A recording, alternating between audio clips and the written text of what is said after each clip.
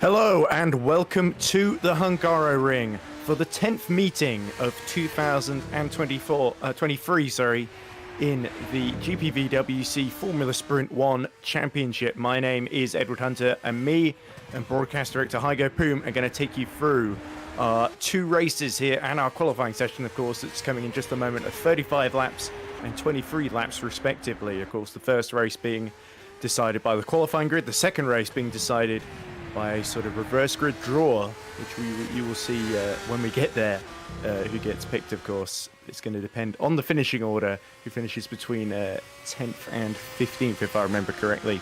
But here we are then, at the 2.7 mile Hungaroring circuit, of course. Very slow, very twisty, but of course these FS1 cars certainly lap it in a quick succession as we ride on board with our championship leader by 24 points. Jack Mayer, of course, who leaped into the lead after Mike Quinn, our previous leader, had to miss the previous round in Silverstone, which puts him at a distinct disadvantage because Mayer finished second and fifth in the two races, getting a very healthy bed of points. We'll also note, eagle-eyed viewers will also notice, of course, the TOP esports cars that are leading the Constructors' Championship have got a special livery on. In particular, Simon Frelick, I believe. I believe the livery was designed for Frelick, but Mayer is using it as well. It's supposed to invoke the BMW Sauber that Robert Kubica, the Polish driver, made his debut here almost exactly 17 years ago, back in 2006. Of course, he finished 7th, but was disqualified because the tyre wear, I believe, made the plank on the bottom of the car wear a bit too much. So, but nonetheless, Robert Kubica, extremely popular, and of course this is almost a local race for Polish fans, of course, and Simon Frelick has got a special Robert Kubica livery to celebrate that. As we see there is Menno Klont, but Jack Mayer is going to lead the time by setting a lap time exactly the same as Simon Frelick, 1:22.997 to 3 thousandths of a second with Alex Lahou. Only 3 thousandths behind as well, so that's very, very close for the first runs here in qualifying.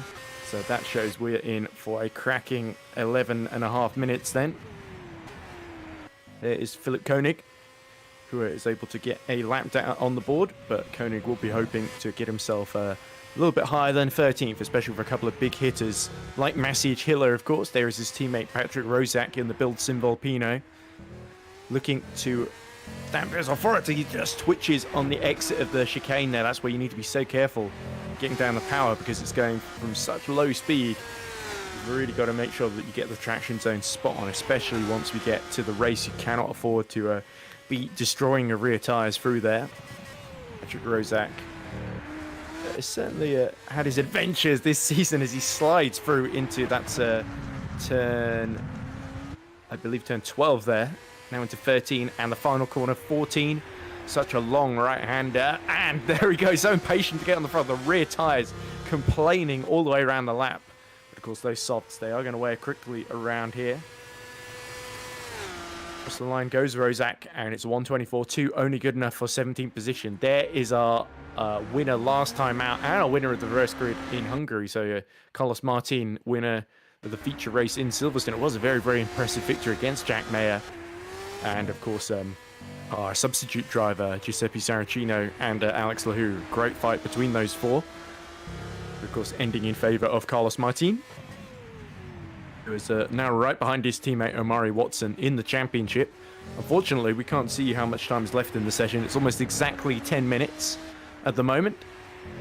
You look at Lahu setting himself up for another lap then. But the TOP cars so far looking pretty strong here at the Hungaroring. They seem to have got a very, very good setup. No doubt to do with that special livery that I believe Owen McGorgy has been commissioned to make, of course. The Robert Kubica BMW Sauber livery.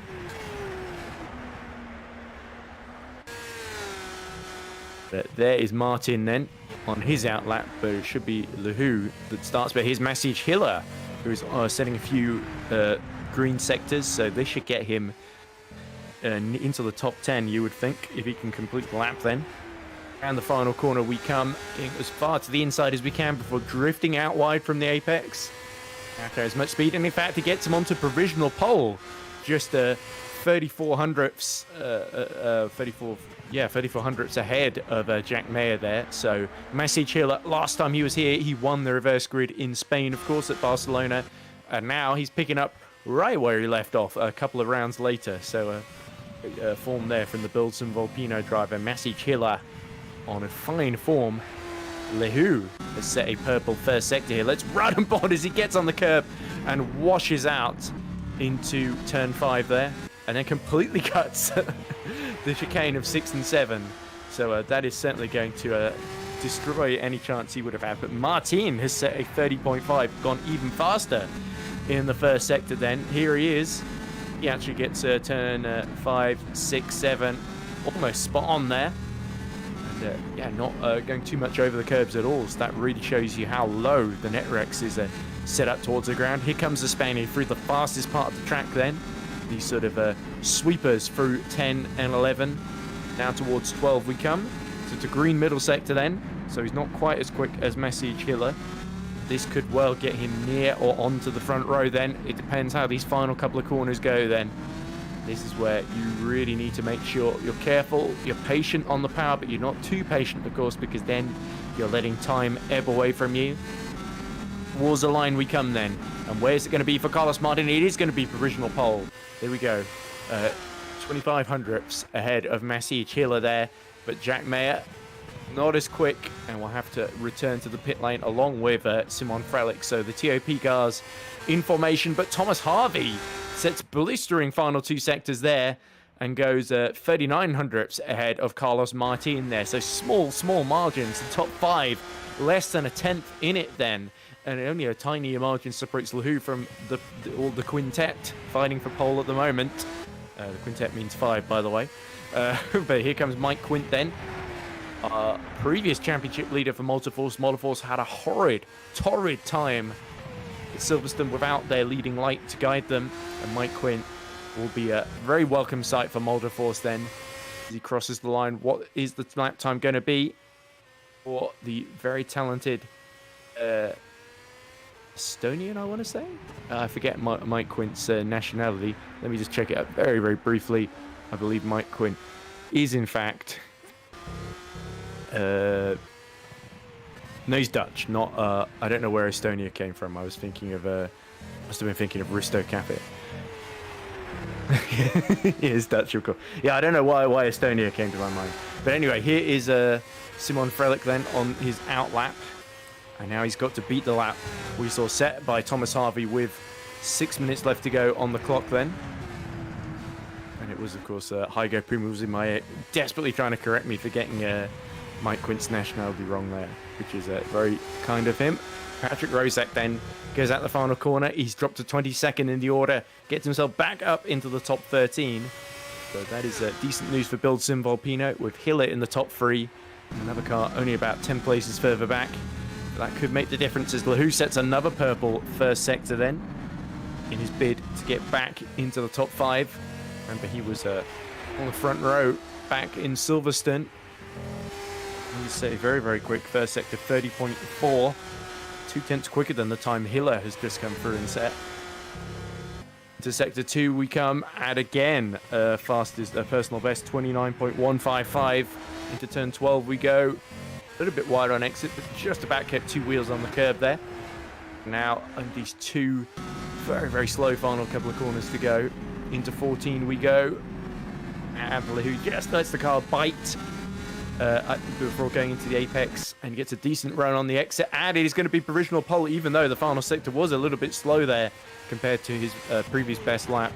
So there we go, 122.832 as Hiller loses the rear end.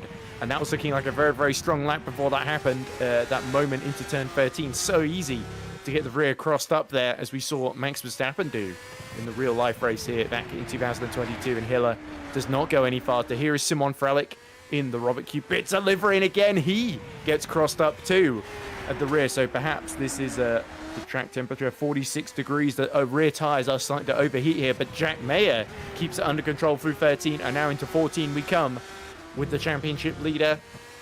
4 minutes left on the clock. Can Jack Mayer get himself onto the front row? No, just agonizingly short there, 0.087 behind.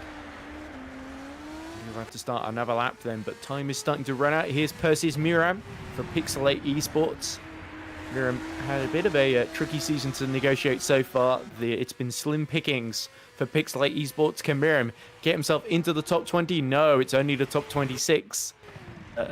He finds himself in, but he does improve to a 124. That was Martin pushing for all he's worth out of that chicane. Through into 8, 9, and 10 we go. And the rear tyres just about hanging on through 11. And yeah, looking neat and tidy actually. This feels like a particularly, not especially quick, a couple attempts slower, and he goes very wide through 12, so we'll have to abandon that one. But at the moment, Laho, with his blistering first 2 sectors, that's really what secured him provisional pole at the moment with 3 minutes on the clock. Martin bails back to the pit lane, and are we going to see a replay of what happened there? Did he just, he had this big moment at the apex of turn 12 where he felt the rears going, there was a snap of oversteer, and he tried to correct it, and as a result went into the runoff area. So let's hope that doesn't end up costing Carlos Martin a chance at the front row. There is Frank Hamming down in a lowly 17th position, and qualifying could well be quite important here, as we see Tom Parker, who you may remember driving in Academy in the most recent round. Or was it FS2 that he was driving? It was FS2 here. Just a couple of days ago, back on Tuesday, sorry, not Academy, where he was able to finish second in race 1 and very nearly snatched pole position from Luke Mitchell. Here's Christos Berzins. He has not had the easiest time in this Rowan GP car. I think he's also filled in for Bildsim Volpino on a couple of occasions, but Berzins finds himself outside the top 15. That is, of course, where the final points will be scored, of course. So desperately needs to improve. Lucchini currently holding on to what would be the final points if the race finishes in qualifying order, which I find somewhat unlikely given the twists and turns in store.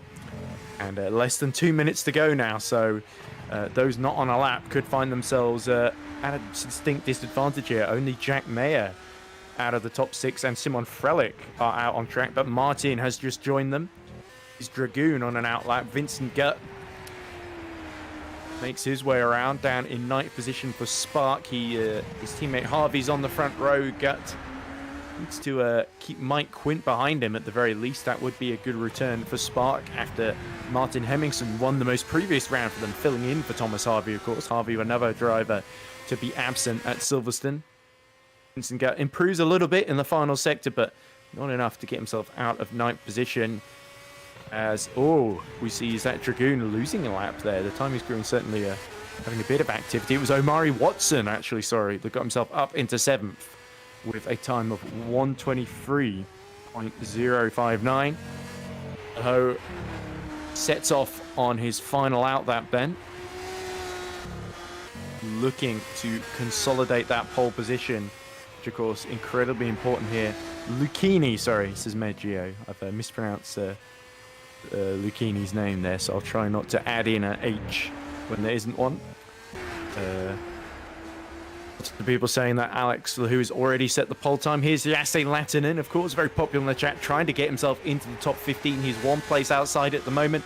Decent middle sector. What's the final sector going to be as he opens the DRS, powers towards the line? It's not enough for Lasse Latinen to get himself any higher, so he's only got one final run at his disposal. The same with Alex Lahou, Thomas Harvey as well. So we got our final shootout, all the top 6 out on track at the moment. Omari Watson has missed out though, so Watson is going to start the race no better than 7th. So it's all down to the other Netrex of Martin to improve. Jack Mayer we run on board with in 3rd position at the moment, sets a personal best first sector. Dragoon has set a personal best first sector as well.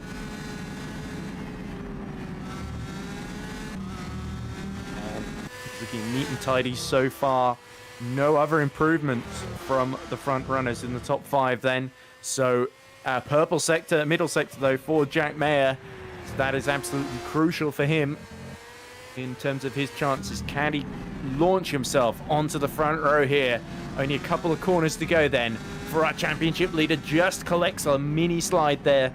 At turn 13 into 14, sets himself up very nicely for the exit. The DRS wide open, and is it going to be pole position? It is for Jack Mayer there. Beautiful lap, and only Thomas Harvey potentially could deny him because Lahou is not going any quicker.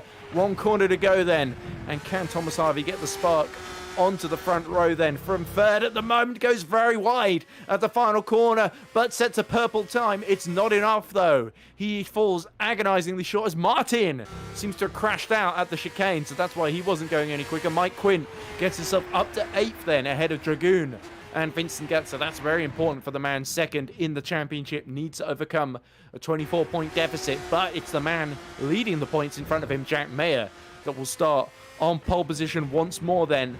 And that is going to be a big boon for him. He's done that a few times this season. And Jack Mayer knows he's on pole position, so the new livery working wonders for him at least. But his teammate Simon Frelick will start down in 6th position behind our returning Messi Chiller. What a fantastic lap there. There we go. Full spin coming out of turn 11 there. Hopefully he won't repeat in the race, but here's confirmation then of what the starting grid will look like. Here is the shape it will take. Jack Mayer will start at the head of it, ahead of Alex Lahou. Then it is Thomas Harvey in 3rd for Spark Racing, just ahead of Carlos Martin in 4th. Messi Chiller on his return will start 5th ahead of Simon Frelick. Omari Watson will start 7th ahead of the man 2nd in the points for Multiforce, Mike Quint. Jan Dragoon will start 9th for Rowan GP, just ahead of Vincent Gatt, who rounds out the top 10 in the order. In 11th, it will be Federico Russo, ahead of Hyperion's drivers, that being Pavel Andrzejewski and Matthias Gazowski. Patrick Rozak will start 14th, ahead of Mirko Lucchini. And it is Lasse Latinen who will start 16th, ahead of Frank Hamming in the HGP. Noah Tuomela will start 18th, ahead of Tom Parker in the Lunark entry. And it is Menno Klont starting 20th. So we had hoped Menno might join us in the commentary box, but he's at least starting in the top 20, of course, ahead of Philip Koenig. Moritz Kropp, who I think is set a time just slower than Koenig, will start in 22nd. Then is Woke Hoekstra, sorry. Christus Berzins.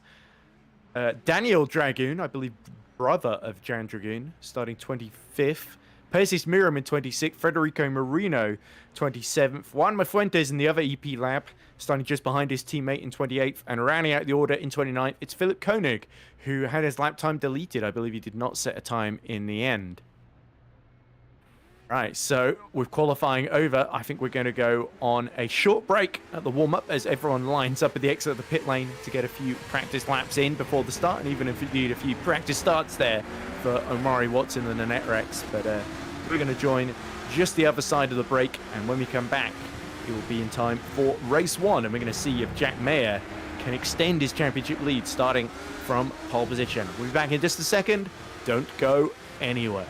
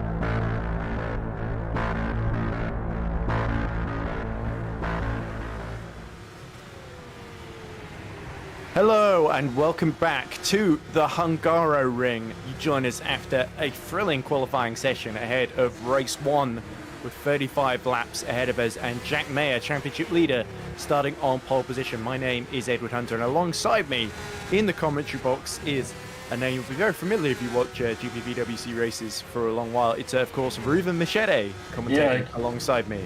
Hi Reuven, nice to join you. How are you looking forward to the race? Yeah, firstly, hello, hope you're doing well. I certainly am, Reuven. I'm not sure about the views though. Like a mixed response, depending on the experience. I think it's pretty close. I think top 20 or something like that was like in 1 second. It's very tight. 35 laps in race 1, so maybe even a two-stopper today. We will see it.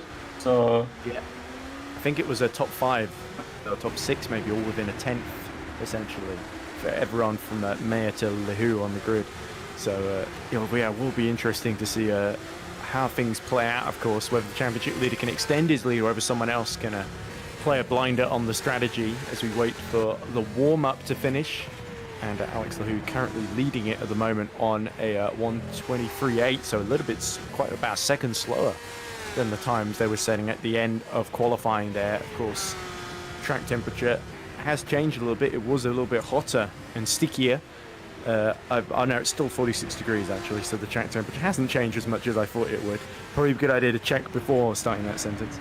But anyway, like you say, Reuven, could be really interesting to see what tyres everyone chooses to start on, because usually we see a couple of front runners start on the mediums in these race 1s in FS1, and but the sensible people will start on the hards, try and go as long as possible and be on the faster tyre at the end of the race. Hungaroring, a little bit of a tricky circuit to overtake, but the DRS zone, there's only really one big one, which is the main straight. It's a little bit harder to get stuck in a DRS train where you can't pull away from the front. It is a little bit easier if you're quicker through the corners to pull a gap. So the people who qualified well could well be at an advantage as long as they can hold their lead at the start, you would think. Hungary is a really difficult track to overtake. I mean, there are only two realistic options, turn 1 and turn 3. And also I think it's very difficult to drive, especially with the FS1 car. So tire heating will be a problem, I think, for some people. Yeah, because it's easy to forget there are these sweeping corners in the middle sector, essentially, aren't there? Basically, 8, 9, 10, 11 are very, very fast corners. And indeed, turn 4 is pretty quick as well. You're going to see a lot of, if the FS2 race in video, but you're going to see a lot of moves into turn 1 that continue through 2 and 3 and up into 4. And potentially 1 or 2 moves down the inside into 12 as well. I think those are the main overtaking opportunities. Yeah, agreed. Yeah, but anyway, as warm-up ends and the last couple of drivers get their sighter laps in before we start forming up the grid. And the couple of drivers have a lot of work to do. Frank Hamming, starting, I believe, outside the top 15, is he's someone who's probably going to start on the hard tyre and go as long as he can. That's a very viable strategy here at the Hungaroring. To go long, try and hold up people on older tyres later on for as long as possible. And I think we're especially going to see that in race 2. But to an extent, we'll see it in race 1 as well, where you pretty much have to make a stop in race 1, because otherwise, if you try and go hard all the way to the end, you're going to run out of tyres and just be a sitting duck, especially on the inside into turn 1 and through some of these longer corners as well. Yeah, I mean, if you don't do a stop in race 1, you would be disqualified, but... Oh, that too. That's a very good point. Very important not to forget. I hope the drivers are all aware of that, because I'd forgotten that in that moment. But there we go. By the way, if anyone wondering, there's no Owen Harmon today because he is at a football match, I believe, seeing his local team perform in Ireland, I think, if I remember correctly. So best of luck to Owen and the Irish team. I forget what the name of his something or other's team that were. Was it St Patrick's? So that would make sense for Ireland. But yeah, best of luck to them. I for some reason can't remember the name of the team. Maybe it's because of my complete lack of interest in football. You can tell motorsport is probably what catches my attention more. But we wish Owen all the best and can't wait to see him at the Belgian Grand Prix back in FS1 commentary box in a few weeks' time. Although I'm sure we're going to look forward to your company as well, Ruben. But there we go. Frank Hamming, this seems to be a very, very long lap. We seem to be following him all the way back to the pits after completing his lap as well. So there does seem to be a little delay in starting the race, because Hamming is the sole person left on.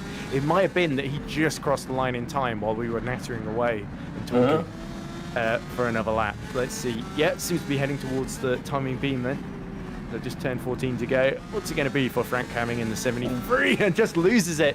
So that shows possibly just a little bit of lack of confidence there. Remains 13th fastest, so Lord knows why he needed it to make us wait those extra 2 minutes to end the session. But there we go.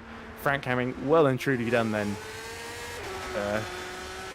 And we should be getting race 1 underway. And what do you think is going to be going through the mind of Jack Mayer? Qualifying on pole position, of course, has got a couple of big rivals behind him, but it should be a big confidence booster for the championship leader with that 26-point cushion to Mike Quint, who's down in 8th. Jack Mayer, you got to think he's going to be absolutely going for it in a few seconds' time, or a few minutes' time when we get going. Yeah, 100%. I think Jake is a really good driver, consistent and fast. So, I mean, he got the best chance with the pole. You can't really overtake on this circuit. So maybe... Well, I have a feeling a couple of drivers near the back might try and disprove that statement, Ruben. So, yeah, they can successfully, but they will try.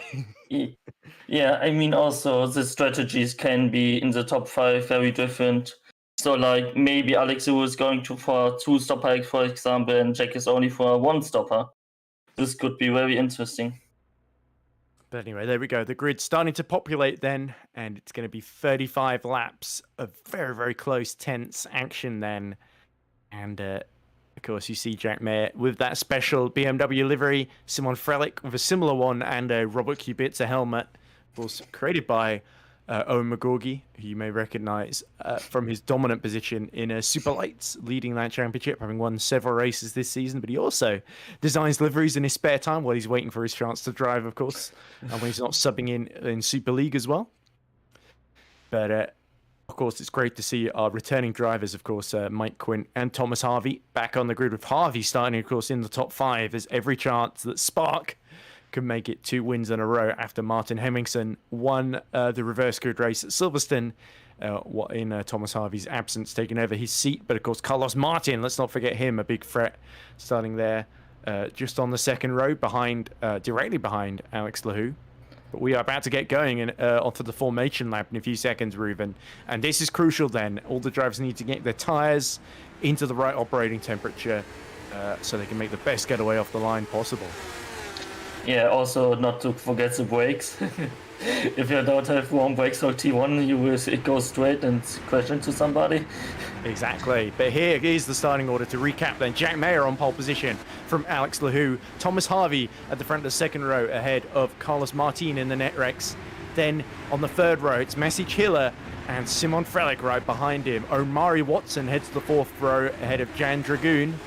On row 5, though, it is Vincent Gutt for Spark ahead of Federico Russo. Row 6 is all Hyperion with Pavel Andrzejewski heading Matthias Gazowski. Then on row 6, it is Patrick Rozak ahead of Mirko Lucchini. For Alpha Delta Racing, Jesse Latinen heads row 7 ahead of Frank Hamming in the HGP. Row 8 is Noah Tuomela ahead of Tom Parker in the Lunark, making his debut for that team here in FS1. Menno Klont is 19th ahead of Moritz Kropp. Then it is Wopke Hoekstra in 21st ahead of Christos Berzins. Daniel Dragoon looking to follow his bigger brother, or he might be the older brother, I don't know, in 23rd. Then in 24th, it is, of course, somebody just ahead of the EP lab cars of Federico Marino and Weimar Fuentes, and Philip Koenig in 27th. Sorry, I completely missed who was in 24th there because I was... It was Miriam. It's Miriam, I think. Oh, it's just Miriam. There we go. Sorry. My time screen went away because my phone just went on screensaver because I didn't have it plugged in. So that was a bit stupid of me. Let me just desperately try and get that back up before the race begins then. But final thoughts then before we get going is 2 cars starting from the pit lane. Looks like one of the Frisland cars and somebody else as well. Yeah, maybe trying to avoid the chaos in the board. Lab. Yeah, it's Juan Fuentes and Philip Koenig. Yes. Oh dear. So Koenig, who missed qualifying, and Fuentes, who didn't qualify particularly well either then. But now we wait for the rest of the grid to get going. So that is 25 drivers then waiting for the lights to go out, with 2 starting from the pit lane. And it's Jack Mayer on the right and Alex Lahou on the left. 5 lights about to go out any second, and we will be racing now in Hungary. And it's a brilliant start for Jack Mayer, who heads Alex Lahou off the line with Thomas Harvey in third then. Here we go into turn 1, and Lahou goes all the way out to the right and leaves himself a little bit vulnerable as Martin and Harvey go side by side for third. But it is the Spark driver that heads to field. Simon Frelick has actually gotten ahead of Hiller up into 5th position. And there we go, Lahou trying to make a move on Jack Mayer, but not quite able to pull it off into turns 2 and 3. Lahou going all the way off track from 3, and that'll go long way uphill into turn 4, and you see them going 2 and 3 wide at the back there. But your order, it is Jack Mayer leading Lahou, leading Thomas Harvey in third, then Martin, Frelick, Dragoon, Hiller, Russo, Watson and Gazowski rounding out the top 10 then as we go halfway round at the end of the first lap. And that's looks like one of the Hyperions skipping the chicane there, coming out right ahead of Patrick Rozak. That's Pavel Andrzejewski there, who has made a little mistake there and lost a few places. Yeah, one extra info I got from the YouTube chat. Mike Quint isn't racing. His game crashed. Oh, I think, that's horrible luck then for the man second in the points. And it really opens up for Thomas Harvey, their third on the road at the moment. If he can score a lot of points here, he could potentially close right up on Mike Quint, second in the championship, who's only about 20 points or so ahead of him. But Jack Mayer, it's all going to plan completely for him, looking to very much extend his lead and win this race then, having held off Lahou on the opening lap there. Lahou somehow managed to get under control. I thought for sure when he went off track at turn 3 that we were going to see classic Alex Lahou curtains moment, but he was able to collect it. There's his teammate Noah Tuomela fighting for 15th position with Lucchini just ahead of him. Yes, it will be now a completely DRS train. So everyone is waiting for a mistake. Everyone is waiting for the top 10 for the soft runners to go to the pits. Like lap 8, 9, 10, I don't know. Yeah, and in fact, bad news for these guys, for everyone behind Federico Russo, is that Russo's just set fastest lap of the race. For Masic Hiller, I think he's a little bit race rusty there because he lost 2 positions there to Frelick and Dragoon respectively, and Hiller in the Bilton Volpino down in 7th has really got to struggle to make up ground, especially with Russo going quite quickly behind him, and everyone separated only, as you say, by less than half a second each. But that means they're all in the DRS range of each other, with the exception of Jack Mayer, who's just broken DRS range of Alex Lahou. And Lahou now starting to look under threat from Thomas Harvey right behind, as we see Mayer set the fastest lap of the race then as we start lap 3. Yeah, the first laps were really quiet, so no big crashing or spins going on. Really nice to see that everyone is keeping it fair. Sotos in the chat says shoot out to Ed and Reuven. I think he means shout out, but he's pressed the O instead of the U somewhere. But it was very nice. Oh, he did. Yeah, he's corrected it. So that was a very nice comment from Sotos there. But the race continues, of course, unabated. Dan Hajek asks, I wonder how Alex is going to bottle this. So looking good for a podium at the moment, but needs to make sure he holds off Zimmerfeld, because we see a couple of people going wide through turn 4 there, but just about collecting it on track. You can't afford to cut the track too many times here. I believe track limits are quite harsh for turn 4 here at Hungary, if I remember correctly, Ruben. Yeah, it is. It is definitely. So also for Alex, this would be so a good result. I mean, his last races had so much potential for like wins and podiums, and he bottled it every time. So the podium means he made very careless mistakes under a large amount of pressure. Like especially at Silverstone, he was in that 4-way train. He was right at the back of it, and unfortunately opened the DRS. I know he just lost it on the curb, didn't he, through Chapel? But he's got back within the DRS range of Mayer now. So Mayer perhaps has made a little mistake, or is starting to save tyres a little bit. Reminder: all of the top 13 are on the softer tyres, and then you have Rozak, Lucchini, and Tuamella that are all on the mediums. Then you got Latin and Krop on the softs, and then everyone from Menno through to Philip Koenig down in 27th, who you see trailing quite a way, and come out and started from the pit lane behind Fuentes. They're all on the medium tyre then, trying to go a bit longer than the people in front of them. But at the moment, you've got to say the soft tyre holding up pretty well in these opening phases of the race. And you've got to think they're going to be running at least until lap 12, 14, 15 or so, aren't they? Until they make their pit stop for potentially the harder compound. As you see Latinen trying to make a move up the inside of Menno Klont, I believe that is at the chicane in front of him. That's the battle for 18th position.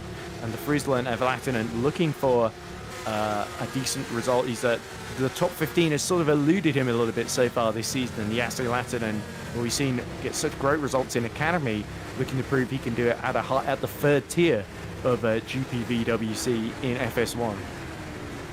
Yeah, I mean the step up from Academy to FS1 is pretty big. So it's really hard to get it really going. And no UCI replay. Oh, so I guess nothing too much happened there. Let's go back to live then, because Latinen still right in the slipstream of Menno Klont, as we also see the lead battle here between Jack Mayer and Alex Lahou, and it cuts back and forth a little bit because it's slightly confusing, but it seems Jack Mayer has a gap still very, very stable at half a second, and I think this dropping back looks fairly deliberate then from the TOP driver. Jack Mayer, our championship leader, seems to be quite comfortable keeping Alex Lahou at arm's length, not pushing the soft tyres too much, doesn't want them to burn out too early in this stint, wants to make sure, because if you remember in the race 1 at Silverstone, he got caught out right at the end of the stint when Martin and Lahou were able to overtake him, weren't they? Because Jack Mayer sort of found tyre wear to be a bit higher than expected, I think he said in the interview after the race, and that was what caught him out. and end up losing him track position and potentially the win because he ended up having to settle for second best to Martin as Lattinen, just after we cut away, had a big slide through turn 5, and that was how he ended up slotting down from about 17th position down to 19th, and so losing 2 critical places has put Lattinen in this difficult position behind Menno Klont, who I'm sure was very, very grateful for that free spot in the order. Yeah, I mean, 3 places are always great for drivers. Who lost 3 places or who lost the places with a mistake is not happy, but the guy after behind him is very happy with this. So, as we see, that tends to be the way it goes. That was Jan Dragoon there we saw just closing a little bit on Simon Frelick. Dragoon is the younger brother, by the way, Jan Dragoon that is, whereas his brother Daniel is the older brother. So Jan Dragoon gained 2 positions on the opening lap. Daniel Dragoon lost 2 places. So the 2 brothers are kind of the inverse of one another, it would seem, in all respects. Here is Berzins, though, fighting his way back into the top 20, and he lost the rear end quite early there, but well held by the Roan GP driver to not just disappear off into the runoff area. Just about was able to collect that and carry on behind one of the Lunart cars. I believe that was, who was he fighting with? It was Tom Parker, of course, that Berzins was fighting with there. As we look at Omari Watson, who is about where he qualified, isn't it, Omari Watson, just behind Russo, who's actually having a very, very good race, having set the fastest lap briefly earlier on, who's settling in quite nicely in the top 8 behind Messi Chile. But it's looking like not a whole lot of action. Everyone, as you said earlier, Ruben, in a bit of a holding pattern, waiting for the moment to strike, waiting for the tyres to wear for the guy in front, because that is when the opportunities are going to open up. Yeah, I wonder when they're going to be really struggling on the tire. I think now it's still okay for a lot of people, and also it's just about wait that somebody's going to make a mistake or to go into pits, because you can't really overtake. I think the dirty air is too high at the moment. And the big gainer in this opening 7 laps is Frank Hamming, who qualified down in 16th. He's gotten himself up to 12th then by staying out of trouble and just positioning his car perfectly on that opening lap, as we look at Lattinen continuing to pressurize Menno Klont for that 18th position, looking to make amends for that mistake earlier on, running right behind the Multiforce GP driver and perhaps a little bit too close as well. Remember, Lattinen has got a tire advantage here because he is on a softer compound, so he needs to make use of it while he's still got it, of course, because it's only going to wear more and more compared to the medium as this stint goes on, of course, Ruben. Yeah, but no, I think you need to be really close in this section to get a good exit on the final corner, to be as close as possible. Not through the final corners. Is he close enough? I think he's going to the pit lane.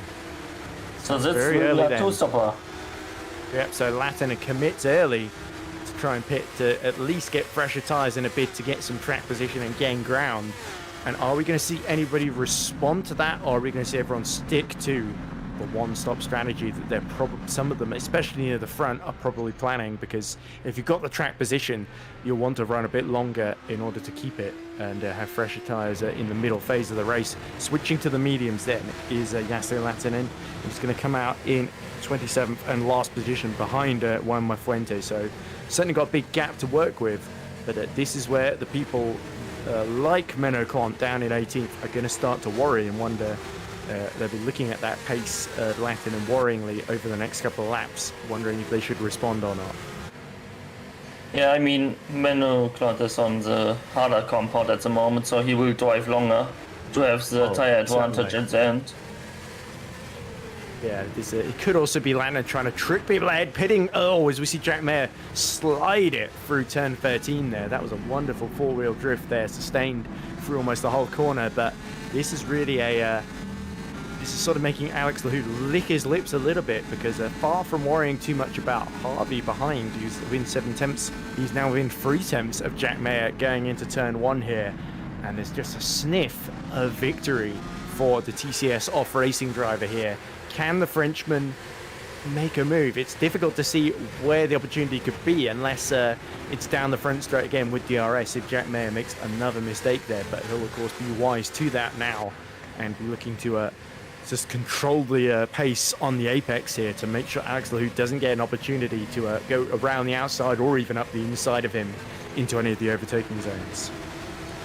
I'm wondering if Jack is already struggling with his tires, because also in turn 1 he was sliding a bit. Yeah, last lap was a 125.7. Lahou set a 125.4.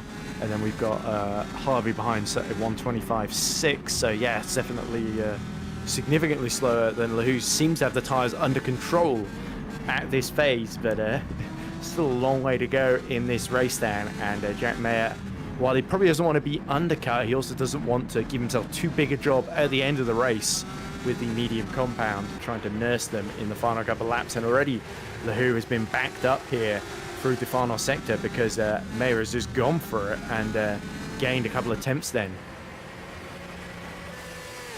As Simon Frelick is in the pits, that is an early Hiller. stop. So Maciej Hiller and Simon Frelick pit right together then.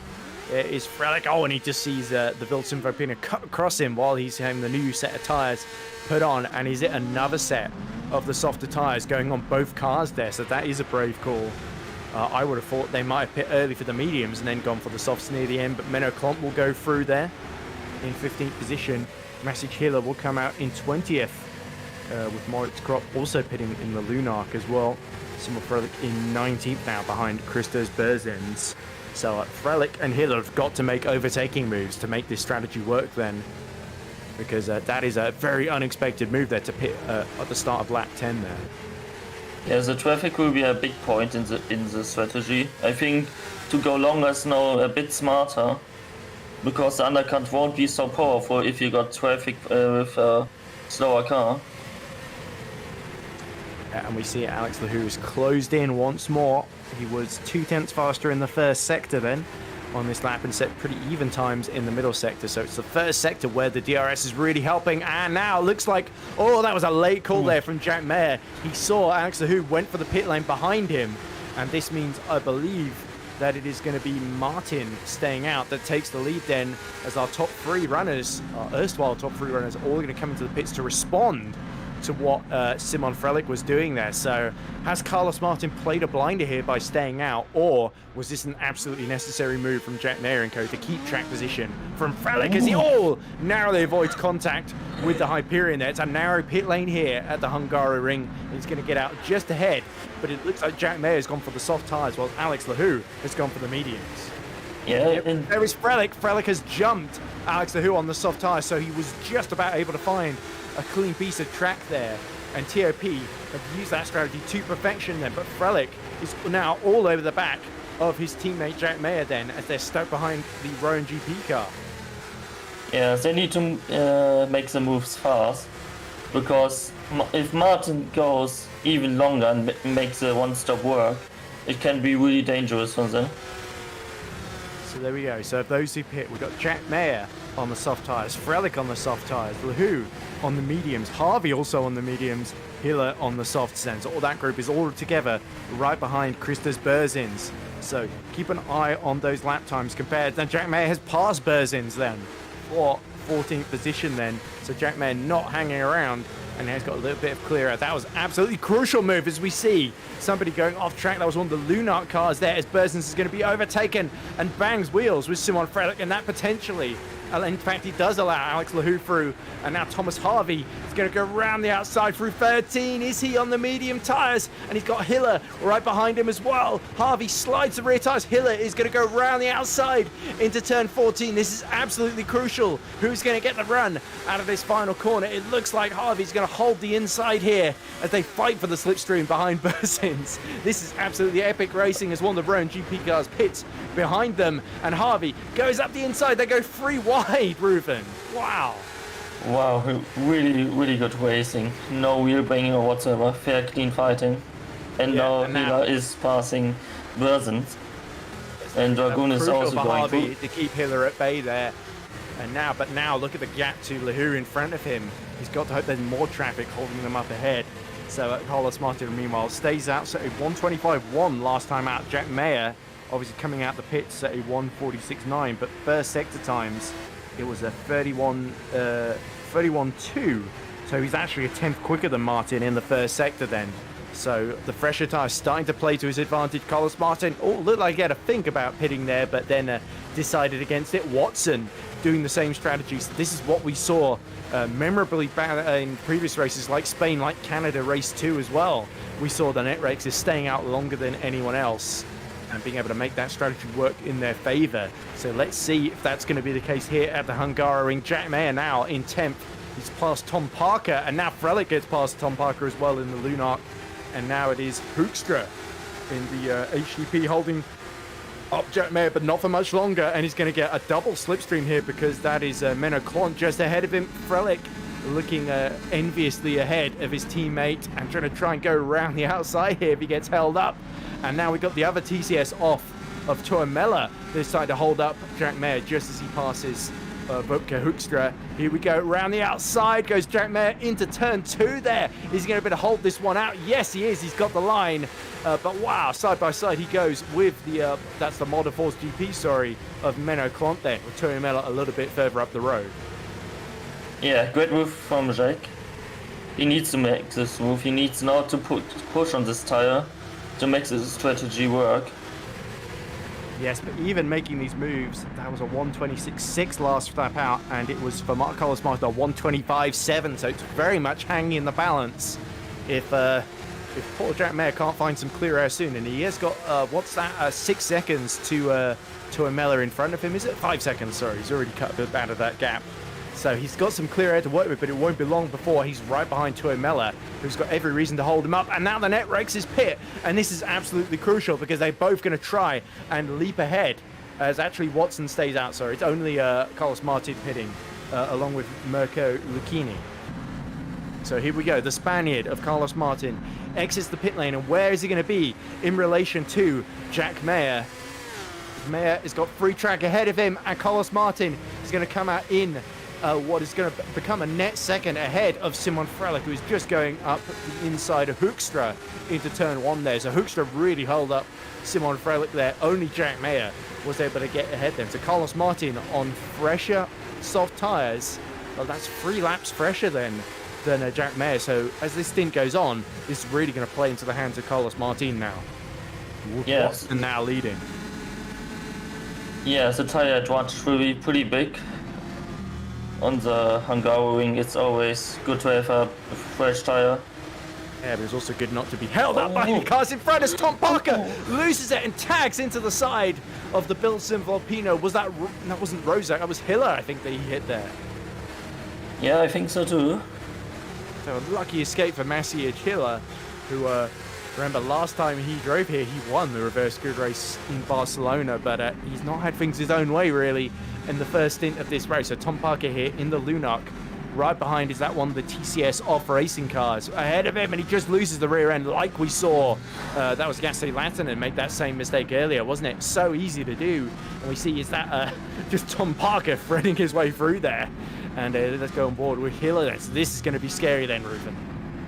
Yeah, always scary when a car in front of you is losing the car and going nearly into you. Oh, and he just collected the rear tire. That was so lucky that he didn't collect the rear tire like a few centimeters later, and that could have been disaster. Is that Hiller up the inside of one of the TCS off cars? And is that Alex Lahou? It is Lahou. So Lahou losing a legitimate position there to Maciej Hiller, who was behind him on the road. And is that going to be somebody else trying to get through as well? That's Jan Dragoon. So Dragoon gains another position. Lahou really struggling on the softs.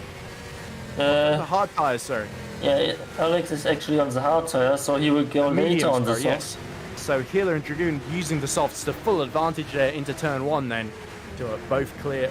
And that's Tuomela that leads because Omori Watson has pit and come out right behind Thomas Harvey then in 10th, 11th position, sorry. Yeah, Tuomela will maybe go to lap 17.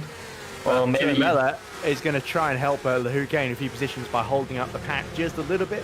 Or will Tuomela just be thinking about his own race now as Lahou again go wide off track? The medium struggling as up the inside of Hoekstra goes Maciej Hiller. Hiller's going to try to go around the outside into turn 13. He's able to do so, and now Dan Dragoon wants to follow suit to make sure he doesn't lose any ground at all. It's so important for these guys not to lose ground to their fellow runners on the same strategy as we see Tuomela pit, so there was no point holding up Jack Mayer then, it would seem.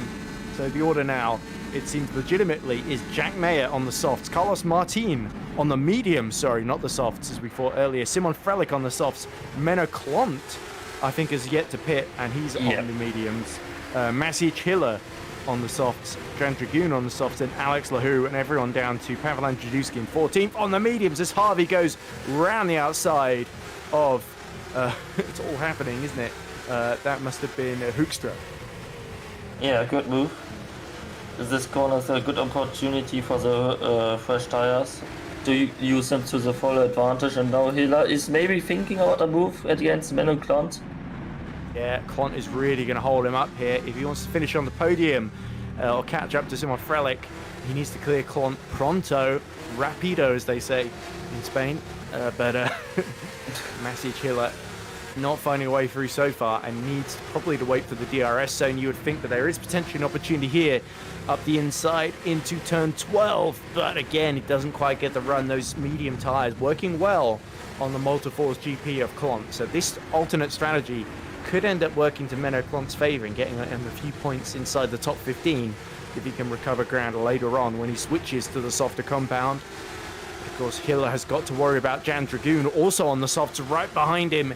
Here we go then, at the start of lap 17, and Hiller, tries to go for the inside, but Menno Klont blocks it and forces Hiller the long way around into turn 1, and it looks like Dragoon is going to be hung out to dry then, but it is Hiller that makes it through, Ruben. Yeah, Jan Dragoon is trying to go on the outside. And Harvey having a look, remember him and Lahou pit at the same time and are on the same medium tyre, so very, very crucial for Lahou not to hemorrhage any more time and lose position to Harvey here. Yeah, Alex and Thomas need to wait for the final stops, and that's the time. That will be the time where they really need to push. Look at that snap from Harvey, so he's struggling to keep temperature then in those mediums, being stuck behind Alex Lahou, and that could well cost him. Yeah, I mean, it doesn't make sense now to push. Menno is just holding them up, so just protect the tires and use them later in the stint. Yeah, in terms of lap times between Mayer and Martin, Mayer set a 1:24.9 on the softs, whereas Martin is setting 1:25.6s on the medium compound tyre then. So I think it was probably the right point for Martin to pit because he knew that Jack Mayer wasn't going to be held up by anyone else in that train, so he's only going to lose time relative to him. And he's still only about 3 tenths then ahead of Simon Frelick, so TOP still looking to make it a 1-2 here, but Carlos Martin putting that into jeopardy at the moment as Dragoon finally goes round the outside of Menno Klont, whose mediums have definitely seen better days, and now he's going to come up against the fresher mediums of Alex Lahou and Thomas Harvey right behind, not to mention Omari Watson as well, who's in this, and Lahou immediately tries to go up the inside at turn 2, but again is cut off by the Multiforce GP of Menno Klont, and again going wide there as Parker has a go on the EP lap cars for 19th position. That is Federico Marino he dispenses of there. And got the spinning around. And the settings of Lucchini as it was. I think that was Federico Lucchini that Vincent just collected. Or was it Federico Russo in the Alpha Delta, sorry. I believe is the other Alpha Delta trying to go up the... No, that's Russo, sorry. Was on the Lunark there, and he gets pushed off track as... it's all kicking up behind at that chicane. As I think Lucchini was being held up as well on the other Alpha Delta, and that was the car that was in the collision because it lost its front wing. Yeah, he needs to get back to the pits and repair that. Go onto the medium and maybe get some places for race 2. I think maybe if many chaos is happening, he will get a point, but yeah, it's just about now to get the places for the race 2 start. Interesting news now is that the last lap for Mayer wasn't particularly great, but this lap that he's just completed, 1:25.4, was a lot better. So that beats Martin, who's now in low 1:26s there. Only tenth quicker than Frelick behind, who's clearly being held up. So this is good. After the accident, rejoining, and is that, oh, that must be Frank Hamming. He just makes contact with it. Hamming goes around the outside of him at turn 5 then, but this is good. Losing it in the spark car into turn 4. Costly error there. He just lost the rear end, and there was nowhere, or was that one of the Alpha Delta cars to go, was there? Oh. Yeah, very unlucky for... It was Lucchini. Of course, you're right, you called it perfectly there, Ruben. It was Lucchini. The Alpha Deltas are running quite close together after this. It was a bit hard to tell. Yeah, Lucchini tried to avoid it, and the rear left tyre just got tagged there. He thought there was just enough space to stay on track. But there was more evasive maneuvers required there, sadly, for him. There's Menno Corner now in 6th position, running pretty long on those mediums. It's nearly 20 laps now, so surely the time will come to pit soon. And as far as Alex Lahou is concerned, it can't come soon enough because his race has been pretty much ruined behind Menno Corner here. Yeah, he lost loads of time behind Menno. He needs to get past Ocean of time behind Klon and Dragoon now, nearly 4.5 seconds, over 4.5 seconds in fact. Meanwhile, Frelick continues to pressurize. He set a pretty similar lap time to Martin. They're both lapping in the low 26s. The problem with Frelick is he can't use the best of the soft tires because he's stuck behind, as we see, is that Thomas Harvey now challenging, because into the pits comes Menno. No, Klon has been passed by both of them there as I was looking away. Yes, they both pass him into turn 1. Yeah, so Klon now finally just realizing that the grip on those mediums is completely gone. They're good for 20 laps or so, but no longer really. He probably would have been a good idea to pit at the end of lap 19, but maybe he's trying to make his strategy work now. But a bold strategy nonetheless, and necessary really to run a bold strategy with his teammate Mike Quint being disconnected right before the start. Frelick, meanwhile, in his Robert Kubica tribute livery, trying to do the Polish fans proud, and trying to do himself proud too, by pressurizing Carlos Martin. All the while he's struggling behind him. Massey Killer is actually catching him hand over fist. 125.2 last time around, 8 tenths quicker. And Frelick pits. So this is Simon Frelick on the 2-stop trying to undercut Carlos Martin then. Yeah, Martin will go on the mediums though, so Martin could well be trying to get to the end. Yeah, I think so.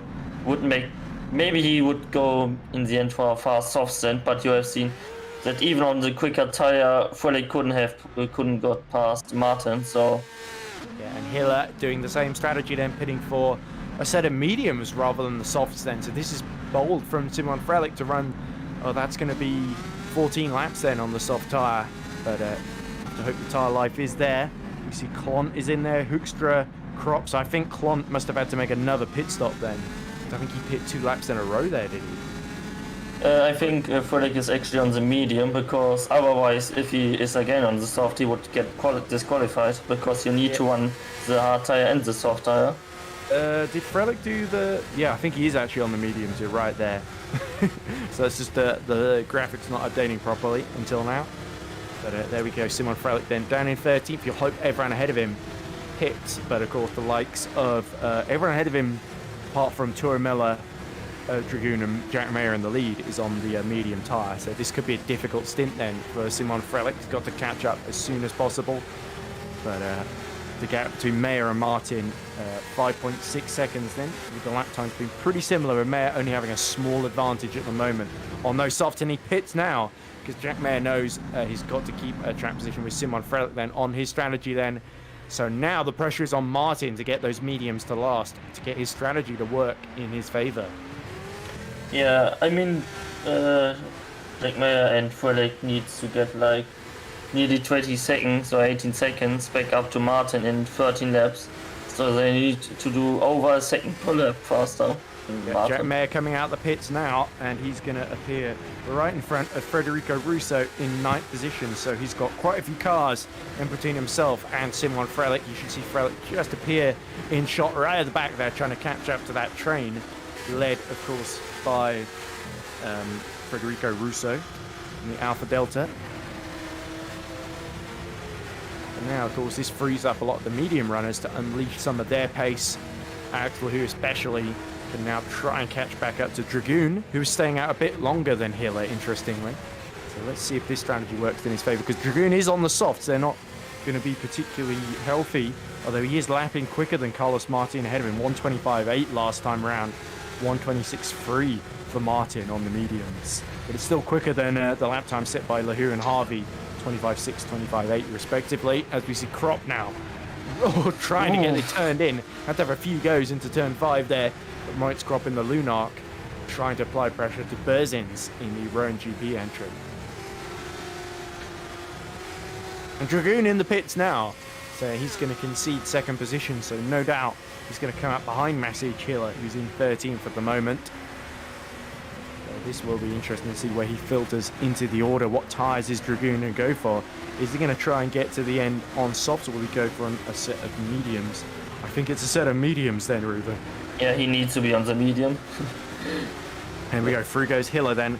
So he should come out, not ahead of Tom Parker actually. So he's got a car in between himself and Hiller. So that's not really worked out particularly well for Dragoon, unless he thinks there's going to be a tyre life advantage near the end. Yeah, I mean, overtaking is really difficult, so I mean, the undercut is really. And is that Harvey up the inside of Alex Lahu into turn 5? Sorry to cut across you there, Ruben, but a crucial move there for the man third in the points. Looks like he may have actually got himself onto the podium with that move, depending on how this race filters out then. Yeah, it depends on Jack Mayer and Simon Frelick, and also on Hiller and Dragoon. Yeah, so Mayer's got himself ahead of Vincent Gutt into 7th position now, so it's Hamming, Gazowski, Watson, and then Lahu that are in his way, separating him from that podium. So it could be these guys stay out, they could be sitting ducks then for the TOP entries. But here comes Alex Lahu then. Through turn 5 he goes. Oh, he did exactly what we saw a few laps ago, wasn't it? From the man down in 20th, Tom Parker, just struggling to get it turned into turn 5. And it looks like Thomas Harvey didn't need a second invitation as Russo comes into the pits from 10th position. And that's going to allow Frelick, Hiller, and Dragoon through.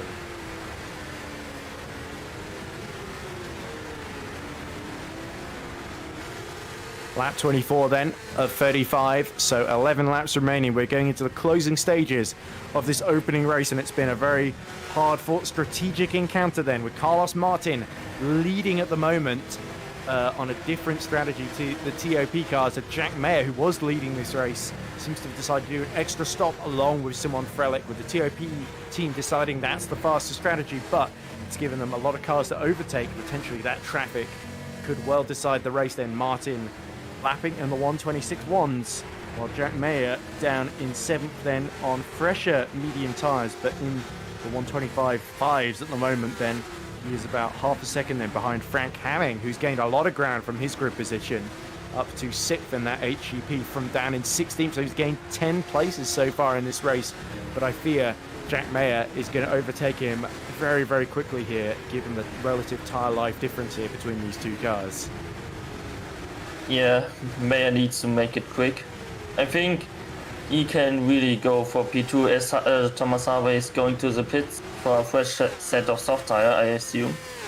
As Harvey then, having cleared Lahu, decides to bail out. So Lahu, despite that mistake, deciding to stay out longer. Jack Mayer has got the inside, and in the end, Frank Hamming, as predicted, I predicted, is relatively powerless, is not able to hold up Jack Mayer at all. On that previous lap, Jack Mayer, though, set a 126.1, which was only 3 tenths quicker than Carlos Martin there. So, Frank Hamming did hold him up just a little bit in the second and first sectors there on the previous lap. As we're trying to refresh the timing screen then. So, the order is Carlos Martin, Alex Lahu, Amari Watson, Maciej Gazowski, Jack Mayer now in 5th, so only a couple more cars to overtake then. Hamming in 6th, Tuomela in 7th, then Simon Frelick on fresher mediums in 6th, 1.2 ahead of Maciej Hiller. So Hiller starting to close in as Frelick is stuck behind Tuomela. Yeah, no, it will be just the waiting game if the faster car can overtake the slower cars on a one stop, because I don't think Jack Mayer will actually catch up to Carlos Martin. Yeah, and especially if Omari Watson and Lahu stay out, Watson especially has got incentive to hold up Jack Mayer. So Gazowski, let's see, is 3.3 ahead of Jack Mayer then, as Lahu pits then. So now it's just the two Netrexes, 1-2 on the harder tyres. Gazowski actually pits out the way too, so Jack Mayer is back on the podium. Yeah, well, now Jack needs to go to Omari Watson's back and hope that he can make a move very fast and maybe catch up to Carlos Martin. But I think Harvey is going to jump, stay ahead then of Alex Lahou. But Lahou, crucially, will have 2 or 3 lap fresher soft tyres, I believe, having pit slightly later than his rival, as we see a little battle between Hiller and Frelick ahead of him. Yeah, I think actually Tormella let Hiller through actually, or did a mistake and took Couture on 3. He was really slow there. Yeah, so Tuamela is on the softer compound. He's been on them for 10 laps as well. So he's not really got too much to fight. I think he's heading for the pit lane. Look how much less grip and traction he's got through these corners. He's ebbing time away to the lead pack then. So Tuamela in the TCS off, surely heading for the pit lane for a set of softer tyres. But Martin controlling the gap 11 seconds to his teammate Watson there. That's a pretty healthy gap. So even if Mayer, 4 seconds behind Omari Watson, is able to clear him, it's going to be quite a job then with, let's see, only about 7 laps remaining, isn't it? For Jack Mayer to catch up then.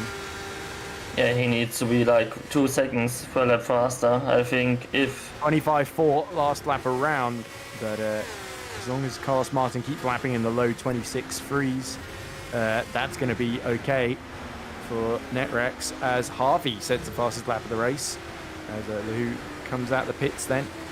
He's going to be just ahead of his teammate, I believe. Was that Tuamela? Sorry, I'm confused there. It's Tuamela, but Harvey desperately trying to close the gap between himself and Jan Dragoon. So it was crucial for Thomas Harvey to get that undercut there, despite getting the track position, to make sure he didn't get caught out by Alex Lahou, who of course pit a lap later than him. But, Jack Mayer now only 2.5 seconds behind Omari Watson. Watson is surely going to be very vulnerable in these final couple of laps, but it's going to take an almighty effort from Jack Mayer to even catch Carlos Martin, let alone pass him before the race ends. So I think it could well be 2 Netrixes on the podium here, Ruben. Yeah, 100%. I mean, Frelick's pace doesn't seem to be this good actually. 26.0 last lap, only 3 tenths faster than Omari Watson, so it isn't enough to catch even Omari for Frelick. Maybe with fighting going on between Omari and Jack. And let's not forget, of course, this is absolutely crucial for the team's championship, with Netrex having moved up into 3rd after Silverstone. Their next target is Spark Racing. We've got Vincent Gutt down in 15th and Harvey down in 8th in this race at the moment. So Netrex need to maximize their score here if they can by getting both cars onto the podium. And that would be a huge result for them. And if they can clear Spark, then maybe even TOP would start being worried, as Gutt is now all over the back of Moritz Kropp then for 14th position. This, of course, the battle for the lower end of the point scorers. And of course, this is to decide potentially the reverse grid draw is going to be between 10th and 15th. So it could be any of these drivers that starts on pole when the draw happens for race 2, which will be 23 laps rather than 35. But only a couple more laps to go now. I think about 6 laps to go then. Yeah, it is. The reverse pole is actually between P6 and P10. Actually, it's for FS2 between 11 and 15. So anyway, yes, I forgot the rules clearly. I think it's just a random draw between the 5th to 10th, isn't it? 6th to 10th, yeah. 6th to 10th, yeah. So between Hiller and Gazowski at the moment. But here is Jack Mayer now. Very much closed the gap to Omari Watson ahead of him. 25.6 last lap around, so 9 tenths quicker than Omari Watson on the previous lap. But Carlos Martin is still lapping in the 26.2s there. So that little bit quicker. He's dropped off a little bit less on the tyres, and that's absolutely crucial. As Gutt now is going to try and go around the outside of the Lunark of Moritz Kropp ahead of him. Kropp looking very vulnerable, even with the DRS open on those mediums. And Vincent Good are going to try and sweep around the outside as we go into turn 1. And how much is Moritz Krop going to defend here? He doesn't go too deep. He leaves just enough room around the outside for Vincent Gut to get onto the power. Now Gut is going to head the inside, but he bangs wheels. And the sister car of Tom Parker is now right behind the pair of them. But Vincent Gut is through now. And Parker himself on the soft tires fancies a run at his teammate now as they go up towards turn 4. As Moritz Krop is letting Tom Parker through, seeing that his teammate is obviously faster with the fresh tire. That's very, very sensible, of course, but it does drop Moritz Krop out of the top 15 and out of the point scorers. So now Jack Mayer closing on the back of Omari Watson. This is the crucial fight here. The longer he stays stuck behind Omari Watson, the less his chance of victory, the lower it decreases every lap with 5 laps to go. I think Carlos Martin has really got this one in the bag, and it could be his second feature race win in a row as Gazowski is DNF'd. So it looks like Maciej Gazowski may have been disconnected from the race there, and that's a huge shame for the Hyperion. So that'll be no points for him, especially for Andrzejewski down in 19th. Hyperion have lost a decent chance to score points. But Jack Mayer, meanwhile, now only 3 or 4 attempts behind, with no sign of Frank Hamming behind him. And shout out to Hamming, he's gained 12 places in this race on that alternate strategy. Has kept Simon Frelich at bay. Frelich is more worried about Hiller, 6 tenths behind him as well in that battle for 5th position. So Frank Hamming in the HGP, like the Netrex is ahead of him, he has judged this perfectly. Yeah, really impressive dive by Hamming. Even on a track where overtake is so difficult to make up 12 places, I think. Yeah, but you saw with the Netrexes, they saw Jack Mayer and Simon Frelich and company all being held up by the traffic, stayed out that little bit longer, and that was what allowed them to overcut them essentially. And Frank Hamming did essentially the same thing as Jack Mayer, really starting to struggle in the dead air through turn 13. We saw him fishtailing there through qualifying, didn't we? The rear tyres just losing grip, and again through 14. And this is absolutely crucial. So Omari Watson not only improving his own chances of finishing second, but also securing Carlos Martin. And it'll be his 3rd victory in 4 races, of course. He won race 2 in Canada, run race 2 in Spain as well, run race 1 at Silverstone, and then he's going to win sort of 3 out of 4 in a row, because the only one he lost was race 2 in Silverstone then, which of course was won by Martin Hemmingsen. So in terms of 2 out of 3 is what I'm thinking of, isn't it? Yeah. Of the last 3 races at the end of this one. Anyway, it's a bit confusing. Commentator maths you should never trust, I think, is the saying. And I actually got an A in GCSE maths for the last time I did it, so I haven't really got much of an excuse. But I could have got an A star, but reasons. Anyway, Jack Mayer continues to pressurize Omari Watson. It goes really wide, actually, in the exit of turn 11. So Watson really forcing Jack Mayer to get desperate here, as we see is that Koenig losing. Oh! And that's Omari Watson crashing into the wall there. Just got too much wheel spin on the curb on the exit of turn 12, and the front wing is sheared. That's a surefire podium. Gone now for Omari Watson, who has to come into the pit, and it will be Frank Hamming that inherits it with Simon Frelich all over the back of him. Yeah, Frelich will get no chance, but Hamming has also the DS. I think Hamming so that's has lucky for Frank Hamming then, with 3 laps to go. But surely Simon Frelich, let's see the tyre gap difference. It's 11 lap old tyres for Simon Frelich. Frank Hamming has got 17 lap older tyres. So it is quite a distinct gap, and Hiller has actually dropped a little bit off the back. But wow, what a costly error for Omari Watson, who was looking good for potentially a P3 if he had not been able to keep him behind. But there we go, just loses it really early, tries to save it, and I think he kept on the power a little bit too long there. Should have just got on the brakes, potentially lost 2nd position, but could have still finished on the podium there, to be honest. Yeah. Back out of the pits, down in 16th position, outside the points. So a costly error for Omari Watson. And that's going to cost Netrex in the Teams Championship as well. The chance to capitalise is going to be gone, but take nothing away from Carlos Martin, who has now only got to hold on for another 3.5 or 2.5 more laps, really. And the main battle now is going to be between Frelick, Hamming, and Hiller for who finishes on the final spot on the podium. So Frelick, who's not really had things his own way lately, would love to return to the podium for the first time, I believe, since Saudi Arabia about 5 rounds ago. Yeah, but you see, even Frelick is not even trying to go into the slipstream.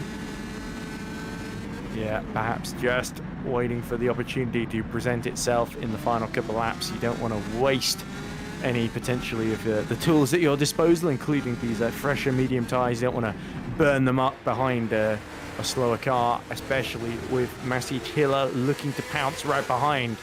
And he's certainly had a great recovery to get back up to 5th ahead of Jan Dragoon, who himself isn't too far behind with Harvey all over the back of him. Here comes Tom Parker up the inside of Vopke Hoekstra on the softer compound tyres, and now it looks like a Tuo Mella is going to take advantage here as well, up into turn 2, and that's very, very tight, but Hoekstra leaves enough room there for the TCS off racing car to sweep its way down the inside.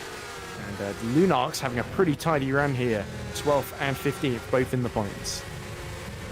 Yeah, I mean, for a new team, it's always good to be in the points.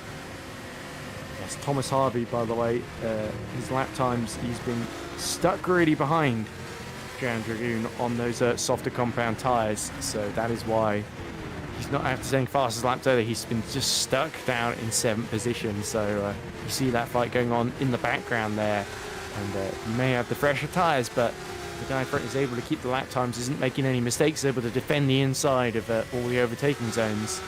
Then it's going to be difficult to make your way through, especially now with only a couple of laps remaining. Alex Lahou is not giving up, trying to go around the outside then of Thomas Harvey into turn 1. Can he pull this one off? Whoa, beautiful move there by the Frenchman. Lahou is through into 7th position, and that's bad news for Thomas Harvey then. But he immediately counterattacks because Lahou goes deep into turn 3, and the rear tyres stepping out of them. Side by side they go through, uphill into 4, and who is going to get through? It's Harvey that has the inside, but Lahou has the overlap. Will try and go off track and rejoin just ahead then. He might have to get that position back, Ruben. Yeah, I think so too. Yeah, but full marks, that was full commitment then from Lahou trying to go around the outside into turn 1. You do not see that every day. It looks like Lahou is going to hold on and then argue it out in the steward's room after race 2 then. Yeah, I mean, he got the gap to P9, but I don't know, penalty wouldn't be so nice for him. He got loads of penalties already this season. Yeah, so Jack Mayer has cut the gap to 8.5 seconds almost, but it's not enough as they start the final lap then. Carlos Martin has executed a perfect strategy here, as has Frank Hamming, but will there be a sting on the tail? Simon Frelick is now all over him, and he's going to have to go the long way around. The HGP driver breaks late into turn 1, has a bit of overlap, but he's going to lose it here a little bit on exit. They go side by side. Frelick will have the inside into turn 2. Don't forget Hiller waiting in the wings too. Simon Frelick gets himself onto the podium, and that's 2 TOP cars in the top 3 now. And now Hiller is desperately going to try and get through on Frank Hamming, who's driven so well just to lose out on that podium right at the end. It's going to be 4th, it looks like, or potentially 5th if Hiller can make a brave move. We see yellow flag up ahead, so there won't be any overtaking then, at least for the time being, unless Hiller has something to say about that. Up the inside then, into the chicane, and he's going to be hung out to dry. Round the outside, that's a penalty, I think we saw on screen, for Alex Lahou. And that's for overtaking off track then. So that's going to be a bit of disappointment. We will have to lose that 7th position to Harvey. At the very least, he might even lose their P9 as well if Russo's in range. But Carlos Martin, he is a winning machine at the moment. Won race 1 at Silverstone, race 2 in Barcelona and Canada. And it's another race 1 victory here at the Hungaroring to beat Jack Mayer by doing 1 stop less. The strategy worked in Netrex's favour, but it is going to be 2 TOP cars in the top 3 with Mayer heading home. Frelick, then it is going to be Frank Hamming gaining more than 13, 14 places to get into the top 4. Hiller will be 5th, just missing out with Dragoon in 6th. Lahou will finish 7th on the road, but will lose it due to his penalty, with Harvey then going up to 7th. Russo will finish 9th, Menoclont 10th, Vincent Gut will finish 11th with Tom Parker behind. Then it is Tuomela Watson, who did get up to 14th by the end after his costly error, so he will get a few points, but what could have been for the British Netrex driver. Such a shame for him. You've really got to feel for Omari with that one error ruining his race. And rounding out the point scorers will be Moritz Kropp in the second Lunark. So wow, Ruven, what a race. We weren't expecting. In fact, maybe we should have expected, because Carlos Martin always seems to outsmart all these other drivers in race 1 on the pit strategy, and in race 2 too, for that matter. He's always able to just stay out, get those tyres to last a little bit longer, and the opposition is left with too much ground to make up and too many cars holding them up in traffic. Yeah, I mean, the traffic was a big point for the two stoppers. Without the traffic, it could have been differently, so... Yeah, the traffic was today the turning point for Carlos Martin, and that's the reason why he won today. So there we go, the overcut, granting that track advantage to Carlos Martin, and he used it to perfection, getting that one stop to last to the end. But TOP rounded out the podium. It could have been 2 Netrex cars on the podium. Instead, it's 2 TOP esports cars, with Meyer leading home Frelick, who returns to the podium for the first time since Saudi Arabia early in the season. Frank Hamming goes from 16th to 4th, so that's 12 spots gained. An impressive drive from the HGP car driver, but just losing out to Frelick on the final lap. So brilliant drives from the pair of them. Massey Chiller on his return finishes in the top 5 ahead of Jan Dragoon. Alex Lahou, that late move up to 7th, but it's probably not going to stand in a series room. I think he will lose that 7th position to Thomas Harvey. Federico Russo will finish 9th. And then Menno Klont rounds out the point scorers for Multiforce GP. So that late strategy did sort of work for Menno Klont in the end, staying out as long as he did. Vincent Gut will finish 11th, just ahead of Tom Parker. Noah Tuomela on his substitution drive for Loic Meunier will take top 13, ahead of the desperately disappointed Omari Watson. And it's a case of what could have been for him and Netrex. Moritz Kropp rounds out the point scorers in 15th, with Hoekstra just missing out in 16th. Then it's Lucchini in 17th, Philip Koenig in 18th, Pavel Andrzejewski in 19th.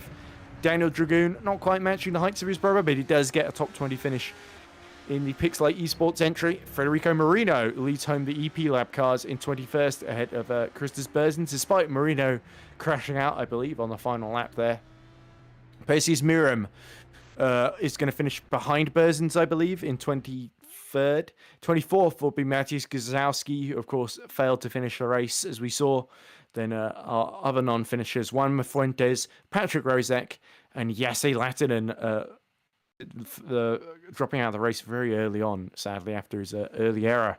So, yeah, very, very interesting first round, and an unexpected winner in Carlos Martin. I say unexpected, I keep saying that, but perhaps we should just expect it at this point then, Ruven.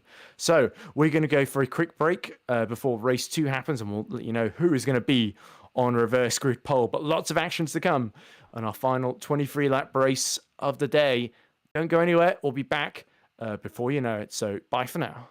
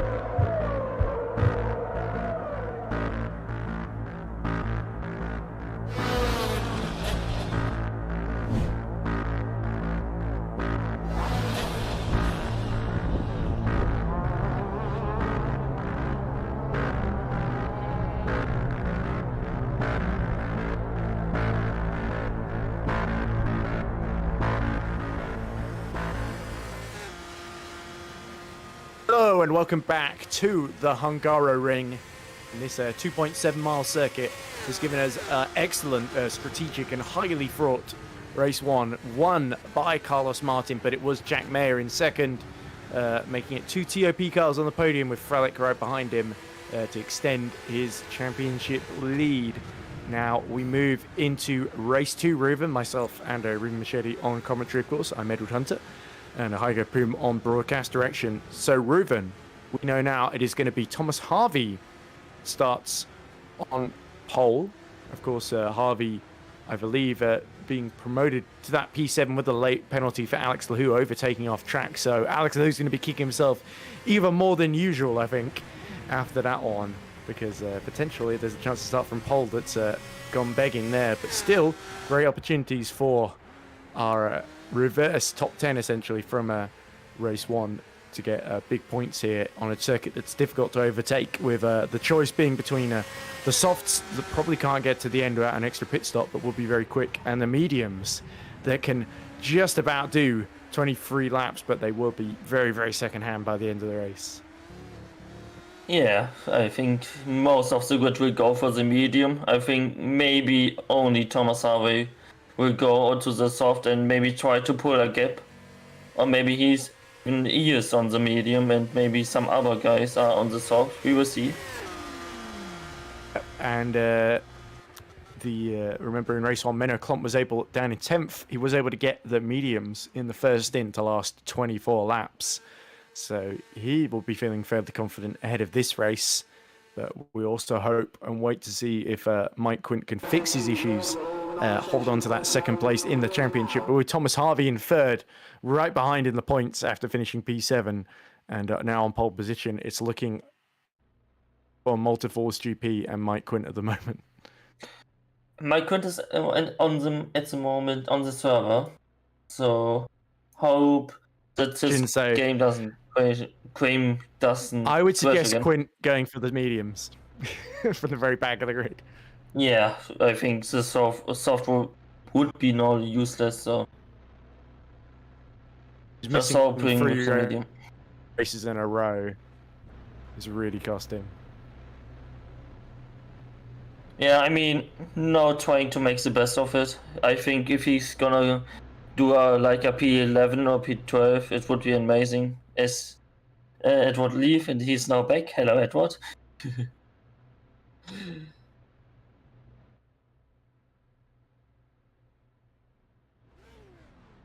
I didn't hear what you said, but yeah, like you say, Mike Quint trying to make the best of it. So I've noticed I was lagging behind, so I thought I'd rejoin and see if that sort of... But anyway, yeah, my CPU just doesn't like having the charger plugged in, and the problem is I'm really worried about running out of battery, but 32% I'll be alright. Anyway, the pack is released on the parade lap, so let's go through our reverse grid order then into turn 1. And try and get their brakes and tyres up into the right temperatures. Thomas Harvey will start on pole position. There's a great chance for him to close in on the points lead with Alex Lahou alongside him on the front row. Then it is Jan Dragoon in third. Maciej Hiller starting in fourth, so a little, 1 place higher than he finished in race 1. Frank Hamming in fifth. Simon Frelick will start the race in sixth ahead of Jack Mayer. And Carlos Martin, our race 1 winner, in eighth. Then it's Russo will start ninth ahead of Menno Klont. Vincent Gut will start 11th ahead of Tom Parker. It is Noah Tuamela will start 13th ahead of Omari Watson. He'll be keen to gain places in this race. Moritz Kropp 15th ahead of Bobke Hoekstra. And it is Mirko Lucini in 17th with Philip Koenig in 18th, Pavel Andrzejewski in 19th, and Daniel Dragoon starting in the top 20 for Pixlate. Perseus Miram will start 21st ahead of Christos Berzins. Federico Marino will be 23rd, and Matis Gazowski 24th for Hyperion. Onma Fuentes starts the race from 25th position ahead of Patrick Rozak. Then it is Yassi Latinen from Friesland in 27th, and the luckless Mike Quint will start from the very, very tail of the field in 28th and last position then. So Mike Quint will be very, very eager to make an impact early on and gain places. So Mike Quint is actually going to go for the softer tyres, it looks like, to start the race.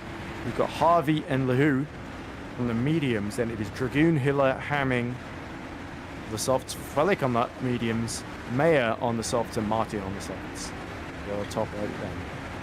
Yeah, a pretty mixed grid. So, like the half of the grid is on the hard Could tires. be a few people trying to get the softs to run to the end as well. 23 laps with the soft. Oof. It does seem a bit suicidal, but we did see Loic Moynier try it in Montreal, and it very, very nearly worked. They could do 20 laps, but not 22, I think. But anyway, we'll see with the tyre wear at a premium and position at a premium here. It could go either way. The lights coming on now. Race 2 at the Hungaroring about to get underway, and it is going to be a penalty immediately for Omari Watson just to rub it in for the Netrex driver who slided down in 14th. But it is Harvey who makes a beautiful start, and Lahou who bogs down, and now it is Maciej Hiller trying to attack on the inside, but it is Dragoon who goes all the way around the outside through turn 1 and now into turn 2 as he tries to snatch second place off of Alex Lahou, using those soft tyres to his advantage then. And it looks like we are updating, and it is going to be Lahou on the medium tyre, Thomas Harvey on the mediums, Dragoon on the softs, Hiller, and everyone down to Martin on the softs as well. So only Lahou and Harvey from the front row on the mediums, but Dragoon now already up to P2 and now challenging Harvey for the lead. Yeah, again a pretty calm start, so pretty surprised by that. Yeah, certainly a big overtake there. Look at the gap that the pair of them have pulled on Alex Lahou already. So, and Frelick did not get a good start either. He fell behind Carlos Martin down in 8th. So the softs working well as we see a pile up right at the back here. That looks like one of the Wilson Volpinos and one of the Frieslands missing its front wing. As Andrzejewski negotiates the chaos. Dragoon all over the back now, and it's crucial now for Giant Dragoon to take the lead from Rowan GP as early as possible before the chasing pack swallows in behind these two. So Harvey will try and hold him up, but Dragoon will be trying to get the best run possible here. Out of the final corner, the softs working well. and he forces Jan Dragoon to go to the outside. Does Thomas Harvey, and here we go. Looks like Hill is trying to go down the inside of Lahoo as well. Harvey defends the apex there and really forces Jan Dragoon offline, but Hiller is able to outsmart Alex Lahoo and take third position then. So 2 places lost as around the outside goes Jan Dragoon for the lead. He's going to be run out of road here by Thomas Harvey, but Harvey leaves enough room and Dragoon takes the lead. Oh, around goes Carlos Martin, does a full 360 and somehow continues without being hit by anybody, but it's going to be very tense up into turn 4, and he just about is given enough space by the Lunark of Moritz Kropp and the Alpha Delta of Federico Russo. But up the inside goes Hiller, and he's already that's a beautiful move there. Past Thomas Harvey. Harvey completely caught napping, and Hiller making the best of the soft tires. The soft tires so much quicker there. But big drama for our race 1 winner, down to 11th then, Ruben. Yeah. Also, another sad thing, I think Mike Quint is again DNF, so I wish we can forget to him, as Jack Mayer is going to the inside of Alex Lahoo.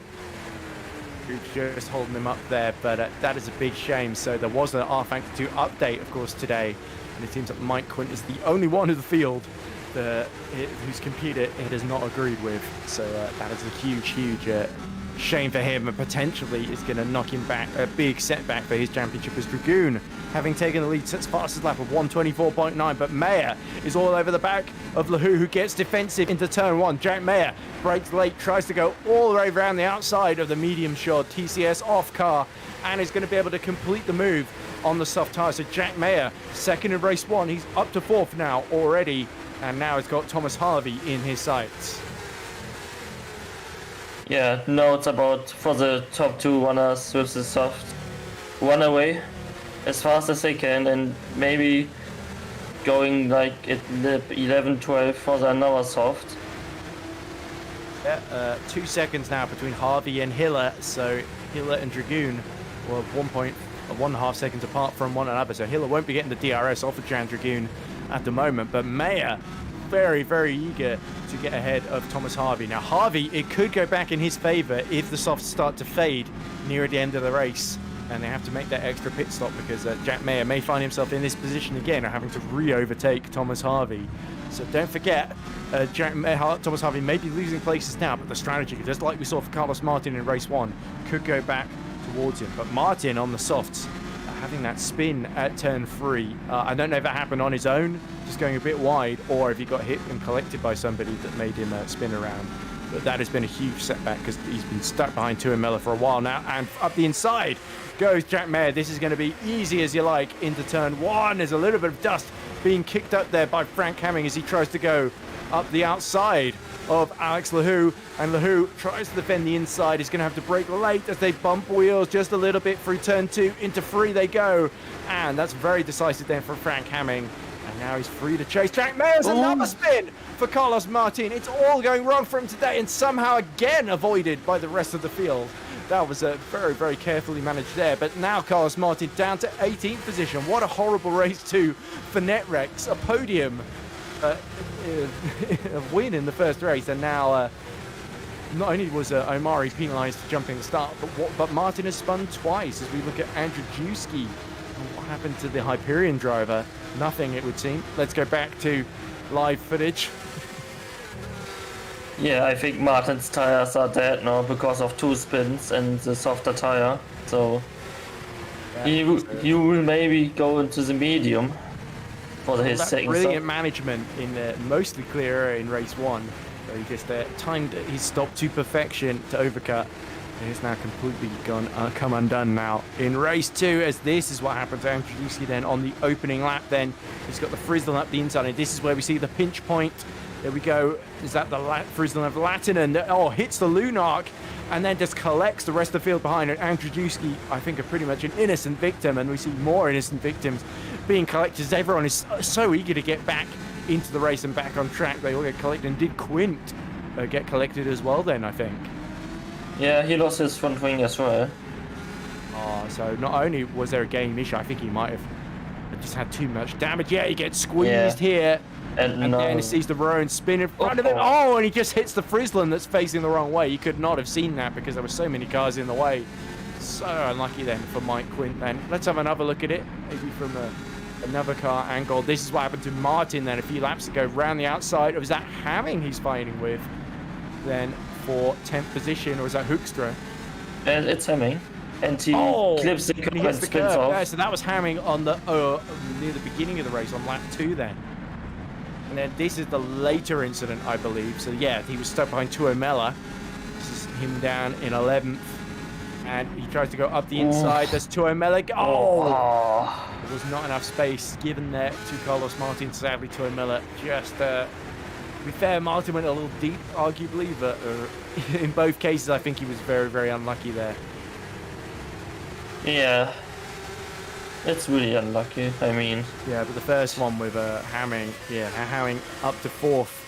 And doesn't look like he's been closing particularly on Jack May, although he did set a very similar lap time, 1:24.8. All the top 4 in the 1:24.8s.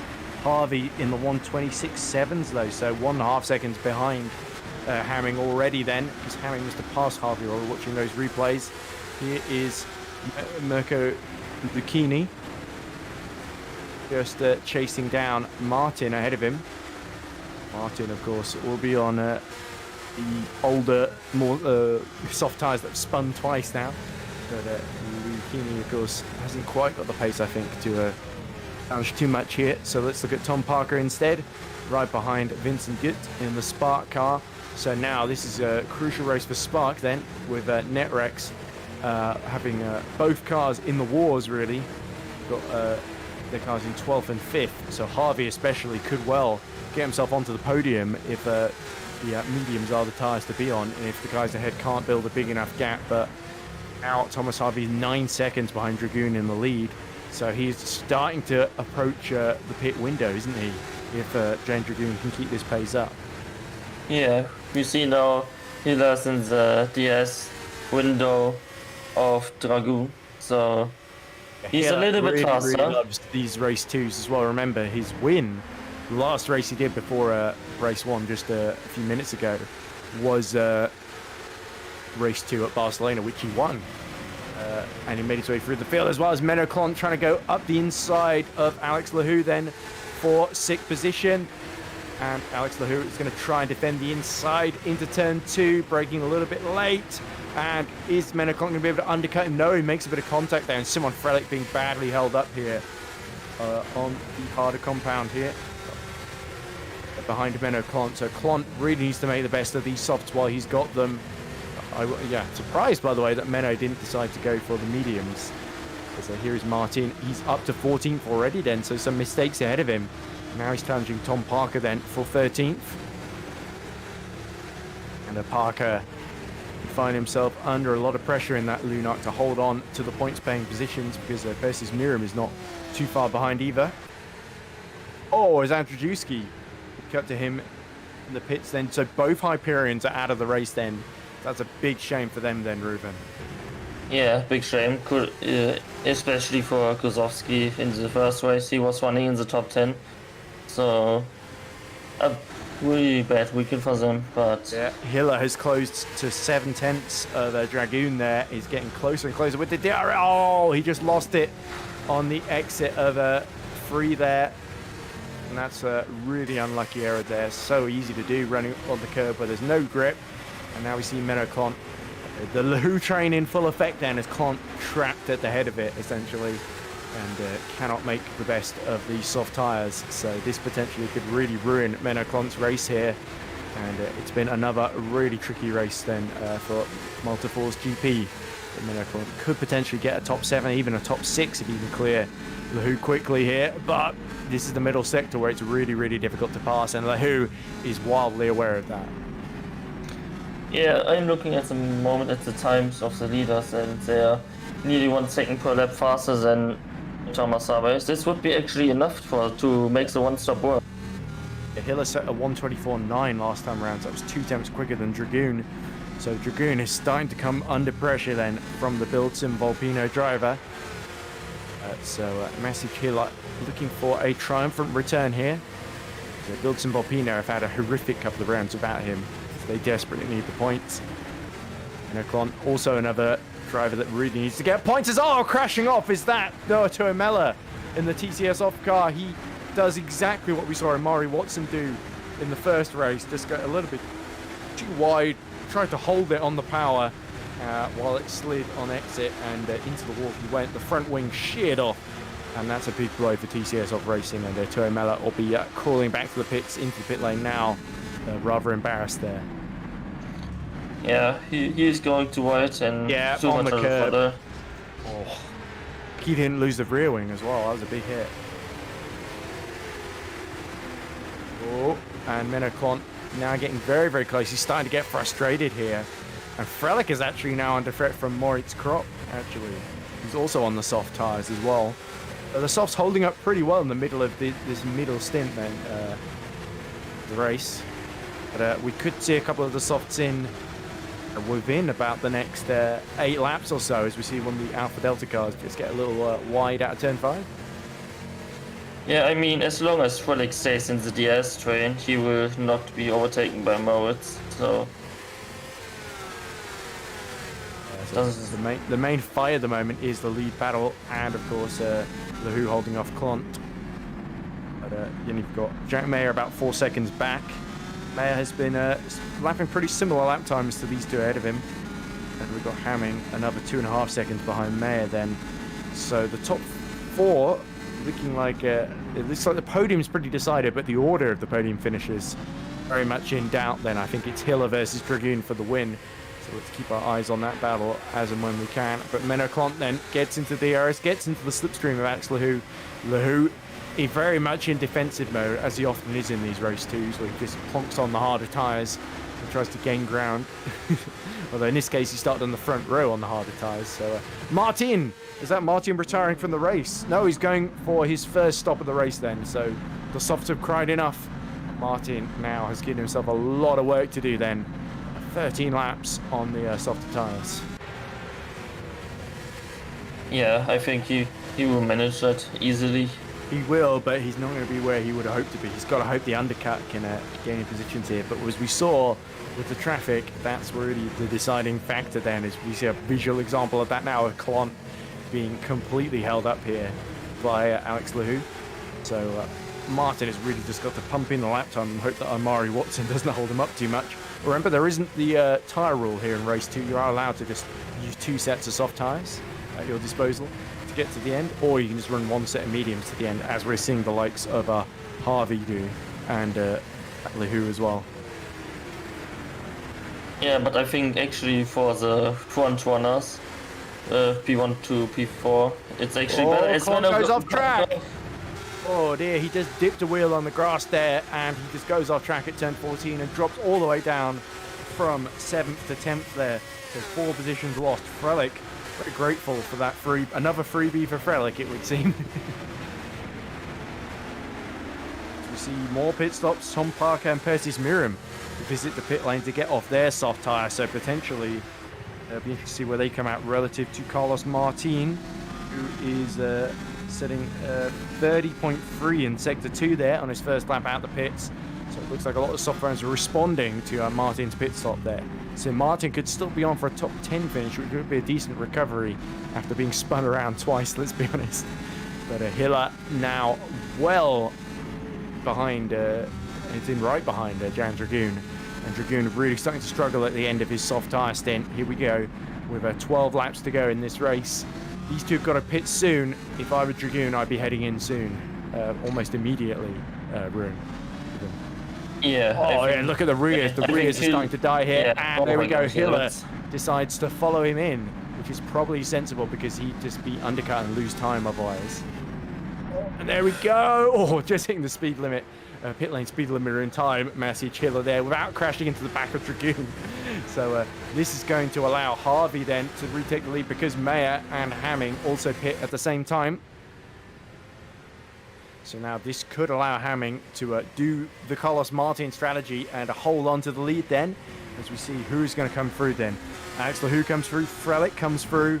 Oh, and it's close coming out the pits then between Hiller and Dragoon, but Hiller gets the quicker stop and comes out ahead then, and he's got the inside then into turn 1 as there's the Alpha Delta car that gets past the both of them, and they're still side by side on the exit here. But Dragoon is going to have the inside then into turn 3. Will Dragoon brake late? Here we go. Dragoon is going to have the inside then as they exit turn 3 and approach turn 4. Wow, that was very, very tense and Hiller just denied there. Brilliant defensive driving from Giant Dragoon.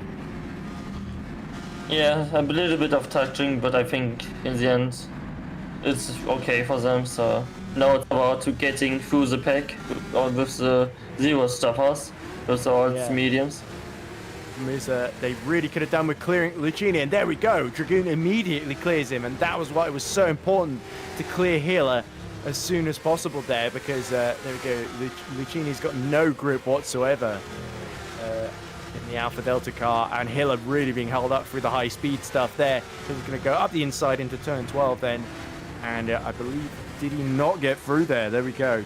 So Lucchini, even goes off track to hold that massive Hiller, and this is ruining the built-in Vopino's driver chance of victory here, unless Dragoon is going to be held up by Vincent Gutt, who's about 4 seconds up the road then. Yeah, it's about how fast I can get through the mediums with the slower team runners. I think. Yeah, Frelick is also 6 tenths behind Lahoo and challenging for that 3rd place with Russo in the Alpha, actually having a really good race up in 4th then, keeping the pair very, very honest indeed. These guys are all on the mediums. So we're sort of seeing the state of play in the last 10 laps. These are all the cars that Dragoon and Hiller, who's now got past Lucchini, have got to clear. It's Gutt, Russo, Frelick, Lahoo, and Harvey then. So I actually think Harvey has probably got the gap. He needs 3.5 seconds to Alex Lahoo. Lahoo, if he's able to keep Frelick behind, could well not luck in. He could strategically play himself into the podium here.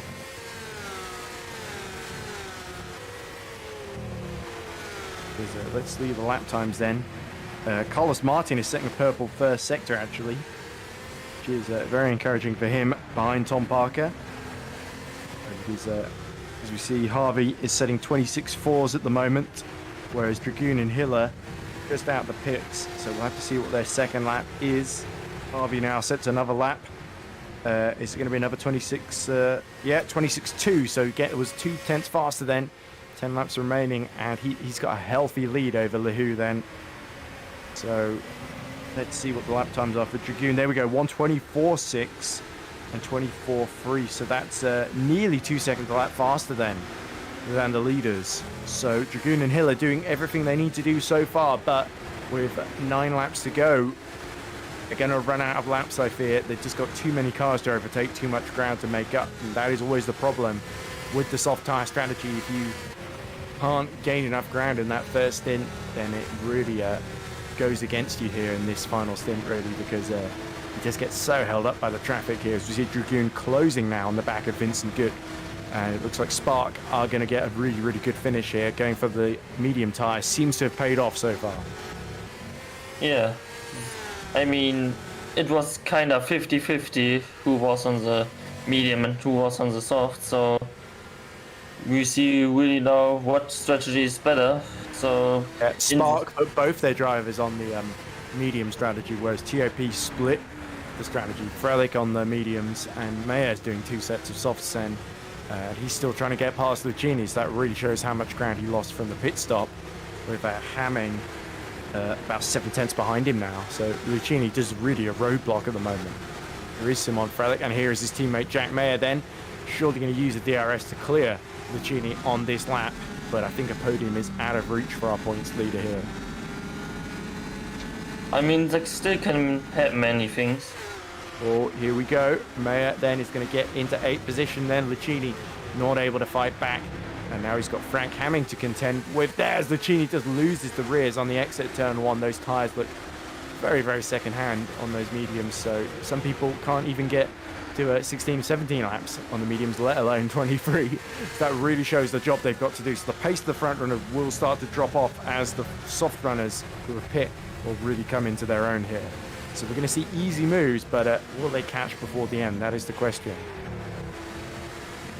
It's a big question. Who will win in the end?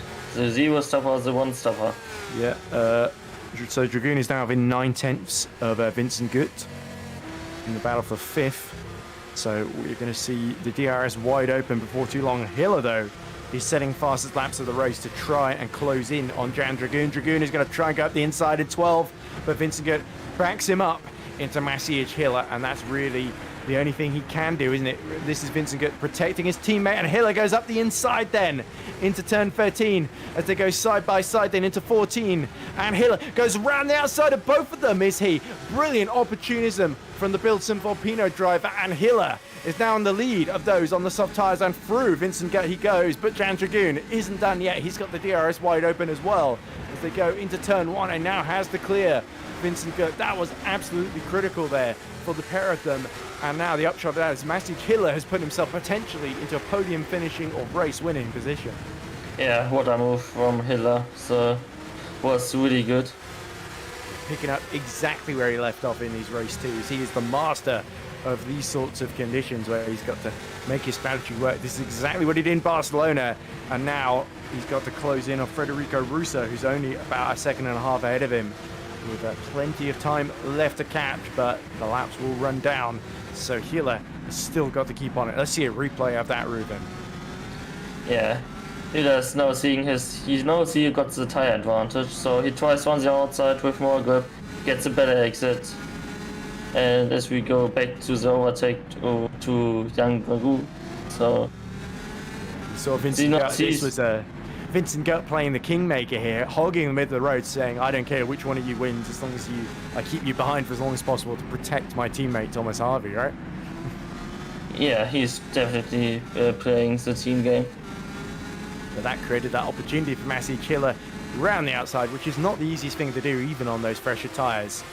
He was able to pull it off and make the move work in his favour. And now up the inside of Federico Russo he goes. That is Simon Frelick ahead, still fighting with Alex Lahou. And now Maciej Hiller, having got through on the inside at turn 1, is the next car in Frelick's wing mirror. So Frelick has got to try and hold up Maciej Hiller to back him into. Oh, and is that Lahou off track there? I think that was his teammate, of course. That was Tuamela just making way there for the cars a lap ahead of him. So big shame for Tuamela, his race falling apart sadly, as we see Daniel Dragoon and Tom Parker in the pit lane. What their set of soft tyres, I think. Dragoon not able to get the mediums to the end, unlike his namesake Jan Dragoon, who's still behind Federico Russo. So the shoe's on the other foot now. Now it's Russo being the roadblock and holding up Dragoon. So with the order you are in this train, absolutely crucial. Now Hiller all over the back of Simon Frelick in the battle for third place. Just under 5 laps remaining then. So Simon Frelick will have to rely on the DRS from Alex Lahou to protect him here.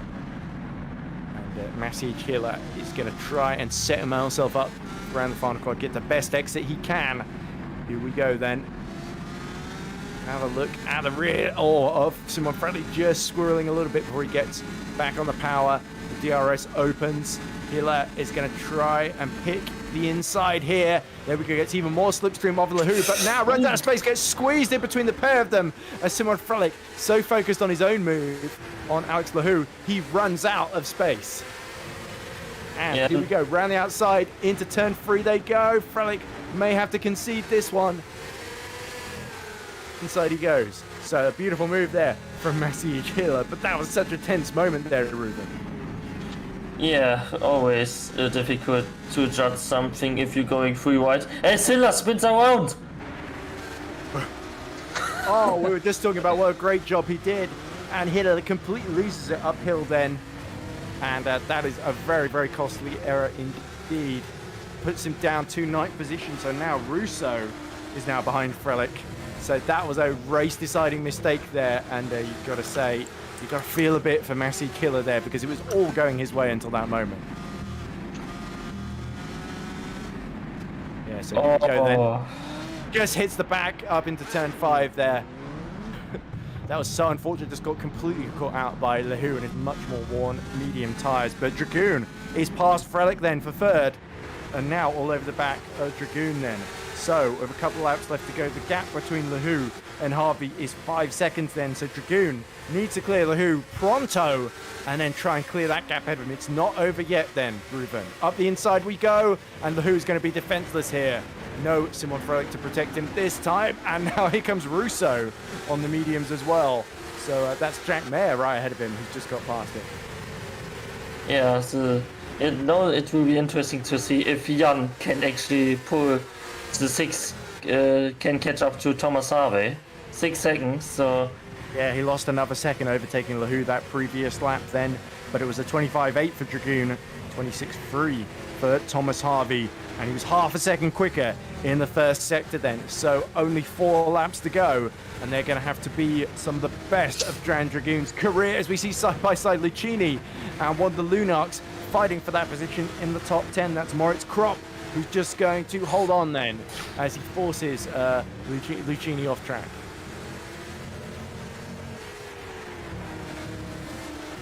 Yeah, no, it's interesting to see what will Simon Frelick do. Will he let go his teammate with the much fresher tires? But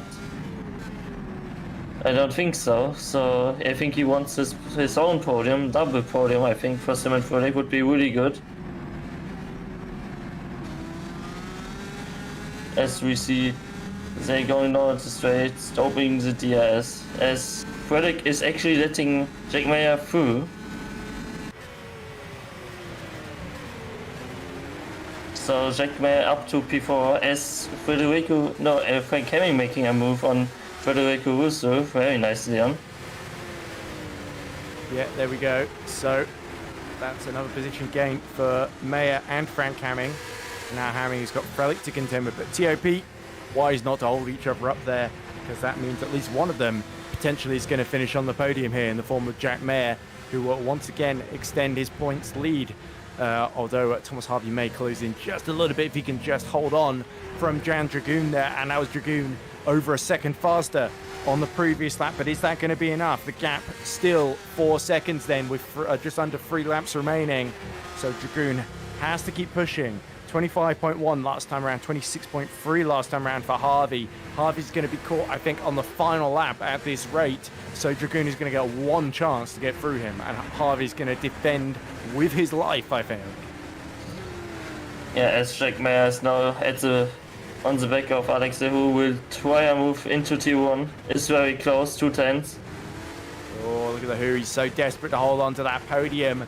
But Jack Mayer on much fresher tyres is surely going to breeze past with the DRS, as we saw Jan Dragoon and Hiller do earlier. Hiller has got back up to 8th, by the way, as Lahu goes all the way to the inside, forces Jack Mayer the long way around. And who is going to be later on the brakes? It's going to be Jack Mayer around the outside of Alex Lahu to get himself onto the podium. So that's 2 races in a row that Jack Mayer is going to finish on the podium once more. And now Frelick is going to resume his battle with Alex Lahu as Jack Mayer makes a mistake, goes really wide and offline where there's no grip at turn 3. And could that create an opportunity for Lahu? Uphill as Frelick twitches, and now Hemming is all over the back of him. What an amazing fight we've got here for the final spot on the podium. But surely now Jack Mayer's got it under control.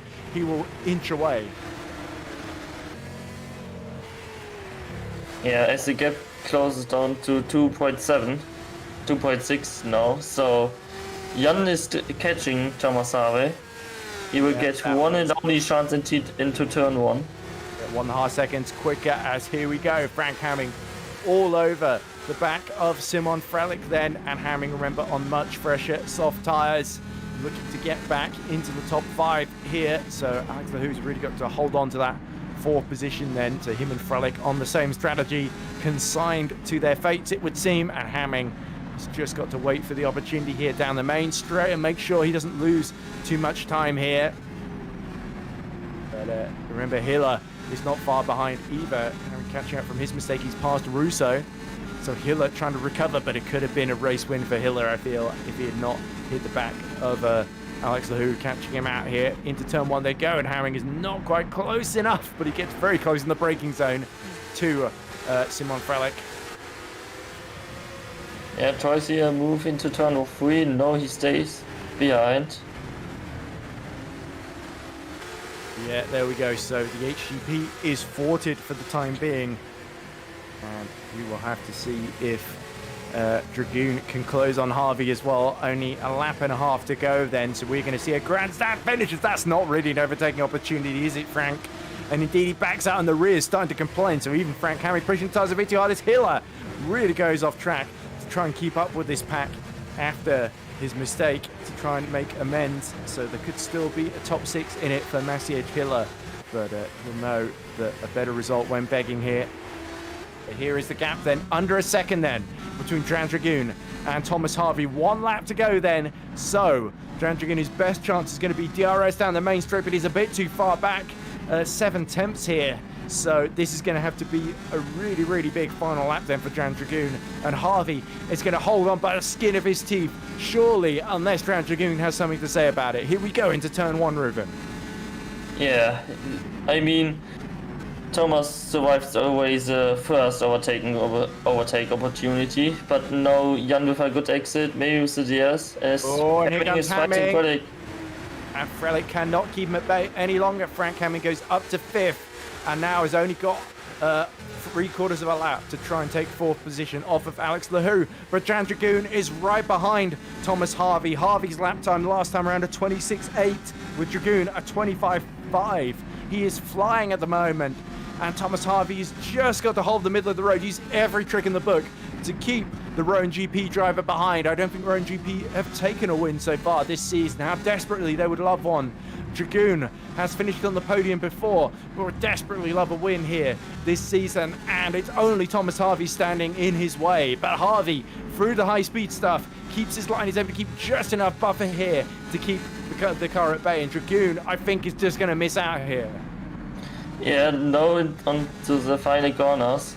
I think Thomas Harvey got this. No video opportunity, doesn't make the a DRS mistake. is going to come a bit too late then. So Harvey, he picked the right strat. He was the only one able to get the mediums to work. Round the final corner they go. Dragoon pushes for all he's worth, but it is Thomas Harvey that takes victory at the Hungaroring in race 2. What a fabulous finish between these two. And we still don't know who's going to finish in 4th, but it is Mayer that takes 3rd, his 2nd podium in 2 races in a row. And Hamming will just miss out. Lahou holds on to 4th. So we see Lahou get another good finish in race 2. Simon Frelick just overtaken on the final lap. He will finish 6th ahead of Hiller, who, what could have been for Maciej Hiller. Russo 8th, a great finish for the Alfa Delta driver. Vincent Gutt 9th, and Moritz Kropp will round out the top 10 ahead of the luckless Carlos Martin in this race. Then it'll be Menno Klont 12th, 13th, Lucini in 14th, and Omari Watson rounding out our point scorers. So both Netrexes in the points, but what could have been for them in this race too? Nothing seemed to go their way. Here's Daniel Dragoon, eager to gain a position on the final corner of the race, but Juanma Fuentes in the EP lap car is just going to be able to hold him at bay. I think Fuentes was another one on the mediums. Oh no, he was on the soft as well, wasn't he? Sorry. Yeah, so there we go. So Fuentes, very happy there. That's a good result for him in EP lab, just outside the point scorers by 2 positions. But there we go. Dragoon, it's mixed feelings for Dragoon, isn't it? Because he could have won that one. But that battling with Hiller, I think, was what really cost him. If Hiller hadn't been able to get through with that move with Vincent Gutt, I think maybe that could have been, he could have got to Thomas Harvey a bit sooner and won that one. But nonetheless, a brilliant victory for Thomas Harvey in race 2 here to take 2nd position in the Drivers' Championship from Mike Quint. Jan Dragoon finishes 2nd. His best result in a while, with Jack Merckx consolidating his championship lead in 3rd. Alex Lahou gets a decent finish in 4th, just outside the podium. Holds on from Frank Hamming in the end, who had another great recovery drive. Simon Frelick, he is relegated down to 6th in the end, but ahead of Maciej Hiller, who was, I think, the big loser today with that missed contact with Lahou. Federico Russo 8th, Vincent Gutt 9th on a good day for Spark Racing Team, and Moritz Kropp gets, I believe, Lunark's first top 10 in their GPVWC career. So that is your top 10. Then 11th, it is Carlos Martin, Klont, Wupke Hoekstra. As we see, is that our race winner spinning in the pit lane and hitting the wall. Mirko Lucchini 14th. Omari Watson rounds out our point scorers. Then is Perseus Miram 16th. Juanma Fuentes 17th. Daniel Dragoon 18th. Yasse Latanen 19th.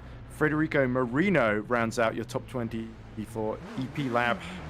Then in 21st, I believe it is Tom Parker. Pavel Andrzejewski, retirement for Hyperion. Also retiring was Christos Berzins, Matis Kazaki, Mike Quint, Patrick Rozak, and Philip Koenig. So yes, lots of retirements in this race too, sadly. But there we go. Making it to the end was an achievement in of itself. Harvey that takes victory then, as we see on the Friesland cars hitting one of the tractors in the pit lane. And we see the interview room filling up very quickly then. So what an exciting end to race 2 there, Ruben, with Dragoon just missing out on victory and Thomas Harvey judging it to perfection there. Yeah, it was pretty close. I think Hiller lost out on a race 2 win with his mistake. So yeah, clearly a little rusty on his return. But nonetheless, 2 good points finishes for Bills and Valpino. I think they'll be just happy to have him back. So let's see, who should we hear from first before we finish? I think Jack Mayer might be a good one to start off with. Or should we go for Carlos Martin having won the first race? Let's go for Martin and then Harvey, I think.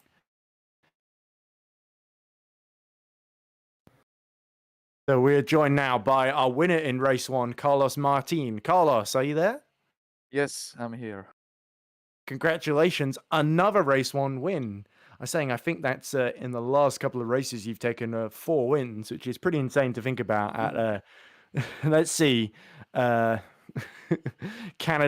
Silverstone, and now here as well. It's just that. Yeah, I mean, it starts to be a trend, but I mean, I think the guy who should have won today, I mean, in Silverstone was Alex. Today should have been Omari. Omari was, it was a rocket ship. He was blasting my ass in testing. I was honestly shocked. I couldn't believe it. I was telling him yesterday, it was a shame for him in race 1 and then race 2. Well, I think some driving standards are interesting. There's one guy who brake checked me straight in sector 2 in the middle of acceleration zone, and I was lucky to not lose the front wing. So I think we missed that on stream, but we did see the contact with Hamming at turn 3, and then later with I think it was Tuomela into turn 2 as well. So that was really unlucky. But should we focus on the positives then? Race 1 and that brilliant strategy to overcut. Was that something that you and your engineer noticed with Jack Mayer and company being held up by the traffic? I was expecting that to happen. I mean, we were talking about that. Omari and myself, we knew if you're stuck in traffic, we were calculating more or less what's the pace on hard, so what's the pace on soft, and then we knew we were fast, so we just applied like a factor of other cars being slower, and we calculated that if you pit in lap 9, 11, you will be in traffic, and you will be not in traffic of one car, you will be in traffic of many cars. And basically I was holding 4/10 of my pace the first 10 laps, and then when everybody pitted, I started pushing. I even started lapping faster than when we were with Jack in front and Timon and all these guys. Yeah, I was not surprised, to be honest. It was expected, and when I saw them pitting so early, I thought, yeah, race victory and hopefully 1-2. But yeah. Yeah, sadly, it wasn't the 1-2 with that late mistake from Omari, and then race 2. Of course, those 2 incidents with Hamming and the TCS off racing driver. Let's call them interesting incidents. Yeah, they were certainly interesting, and they certainly cost you. Was there any thought about going for the mediums in race 2 and hoping the others would pit ahead of you, or did you think you would make up more ground on the softs? I think we really prepared for the yellow tire, the medium or hard, I don't know, whatever you want to call it. We were really prepared for that, and we were expecting that. But then when I saw other guys committing to it, I thought they were not as fast as us with the hard, so it probably wouldn't work. I mean, maybe it's a bit too bold to say that, but I think we had an edge on the rest of the field with tire, and we tried to do something different. I mean, we already took the race victory, and I thought, yeah, why not? Maybe P5, P6, P7 is good enough. P11 is a bit, yeah, but it happens. Yeah, but even on the bad days, you still got to bank the points when you can, Carlos. And as you said, in terms of tire wear, you've proven once again that Netrex are some of the best in the business at managing it. So congratulations once more on the win in race one, and we wait to see you in action once more at Spa in a few weeks' time. So You won't. congratulations on another victory. It seems every time I'm here, you win, Carlos. So I got to keep commentating. Unfortunately, I'm not able to race Spa. I'm on Okay. holidays. Well, that will be a smaller. Yeah, yeah, I will be in holidays in Germany, so there's no way. Yeah, yeah, Reuven is from Germany as well, so yeah. he's hoping Well, to run into you, I think. whoever is close to Berlin, I will go to say hi for sure. Okay. So yeah, I'm going to do some learning and academy of German there. So yeah, I'm going 3 weeks. I'm not expecting to race at Spa. Yeah, but I will test. I will prepare the setup for the team. So Omari and we are yet to decide who is substituting me. We'll have the base racecraft possible. So yeah, tomorrow we start testing again. Back to Spa.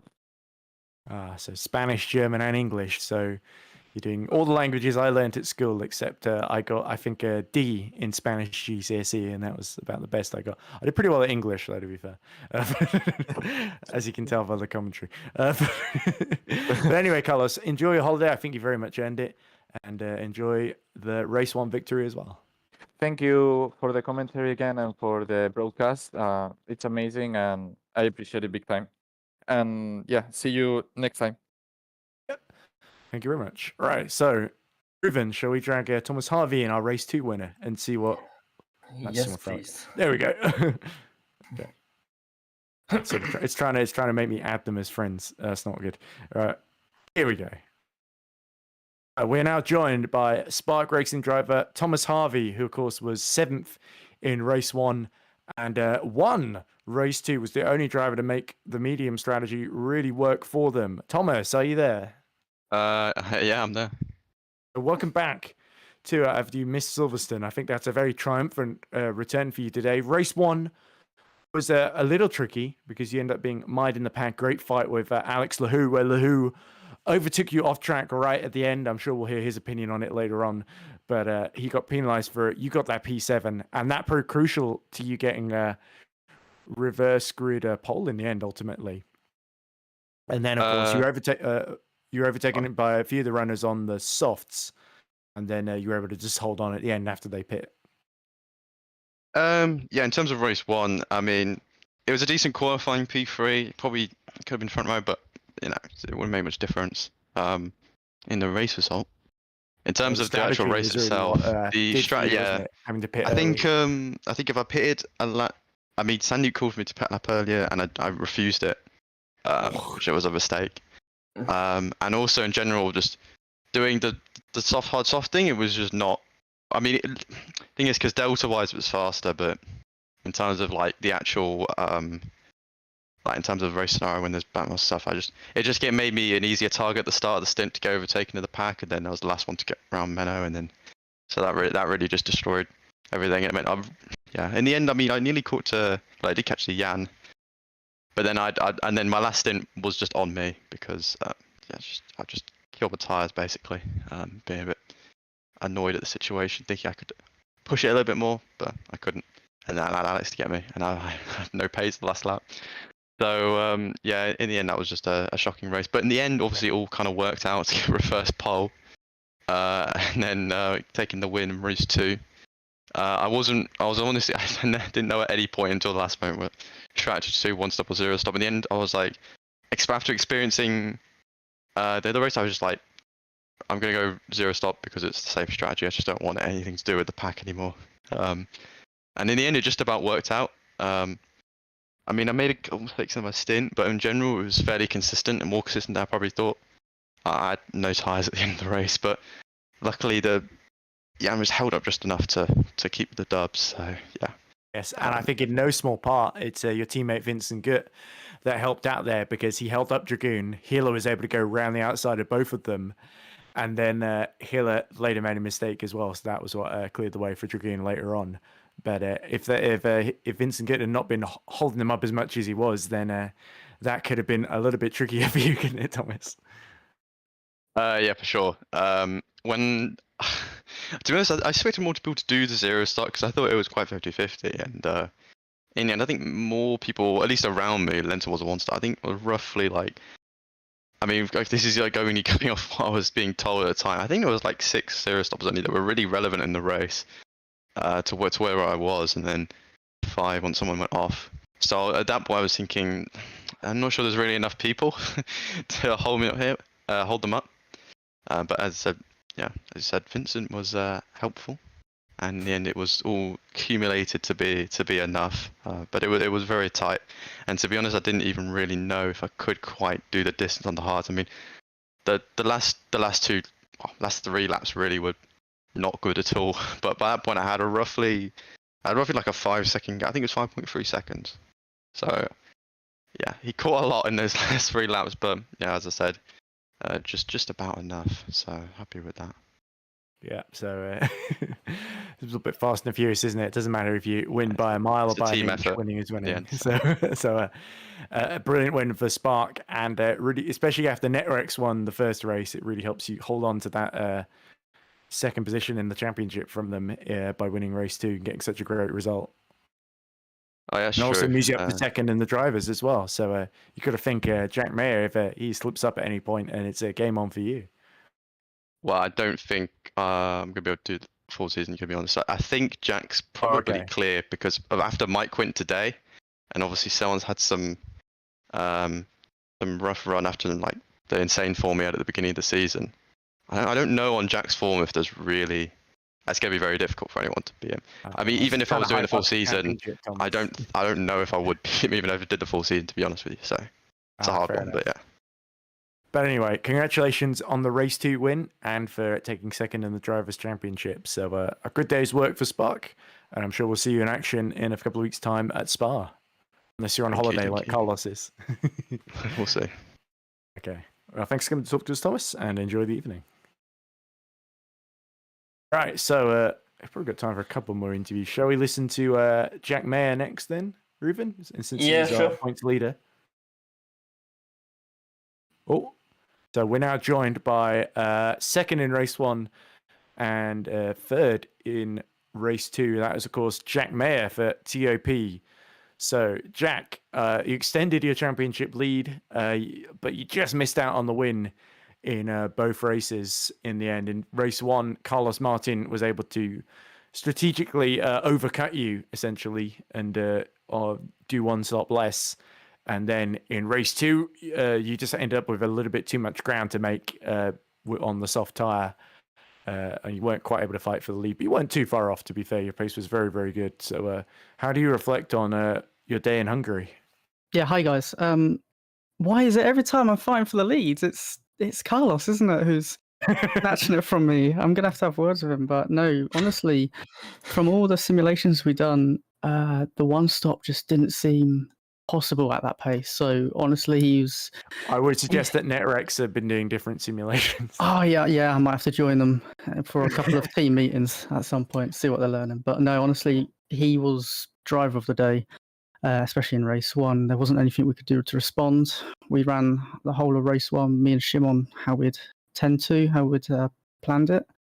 Going for the undercuts, knowing that the only overtaking was going to be done on strategy. As long as everyone was doing a 2-stop, obviously we didn't think of Carlos, but for the 2-stop race, everything was going to happen. Who can box the earliest and get the clear air, and that's what happened. That's what Shimon done. So there wasn't really much to talk about for race 1. Always. Well, there was Amari Watson dropping it in front of you. There was. Do you think you could have got Amari without that? Because he caught him with enough time. Yeah. Yes. It was. By that point, it was like, what was it, 5-6 laps to go. We could see, unless Carlos done something, he had the race. So we had to. I was just thinking points and championship. I could get Amari. Just had to set him up, and he was already squiggly. I could see through the S's and through the following lap. So it was setting him up. The lap before, I could see where he was weaker, and then it was just a matter of time. If I didn't do it that lap, it would have been the next lap. But overall, Amari was doing good. He had a good race, and it was sad to see him out like that. But obviously, it made my race a little bit easier, and for Shimon getting extra points. two TOP cars on the podium, and for Simon, it's his first podium in since about Saudi Arabia, I think. Yes. He'll certainly be happy. I'm hoping to hear from him too. But let's go on to race 2 then. Starting 7th on the soft tire. Was there ever any temptation to go for the mediums, or did you think you made better use of your pace on the softs, try and get past Harvey and the rest on the mediums, and then? On my end, no, there was not really any consideration because I think this must be the 4th or 5th race in a row where I've gone into race day feeling really off pace. I mean, up until maybe an hour before the race, just like Silverstone, just like Canada, and what was it before, Spain? But all these races, I'm really struggling in the practice like the day before, and then I don't know, something happens an hour before the race. Well, we find the extra half a second that I'm lacking to Shimon, and then we bring it all together in quali, and that's where the week starts for me, qualifying. So, but even when I had the pace, I still lacked in tyre wear. I was still struggling. I mean, that's been the theme for the whole season, to be honest. But I'm definitely lacking on the tyre wear, but we're still getting the points of it. But because of that I couldn't. I mean, hey, Tom and Shimon, and they were able to do things with the hards and the softs that I wouldn't have been able to. So, but with how difficult it is to overtake, P3 with a little bit of assistance and the points we've collected for the championship, I'm really happy with how today's finished.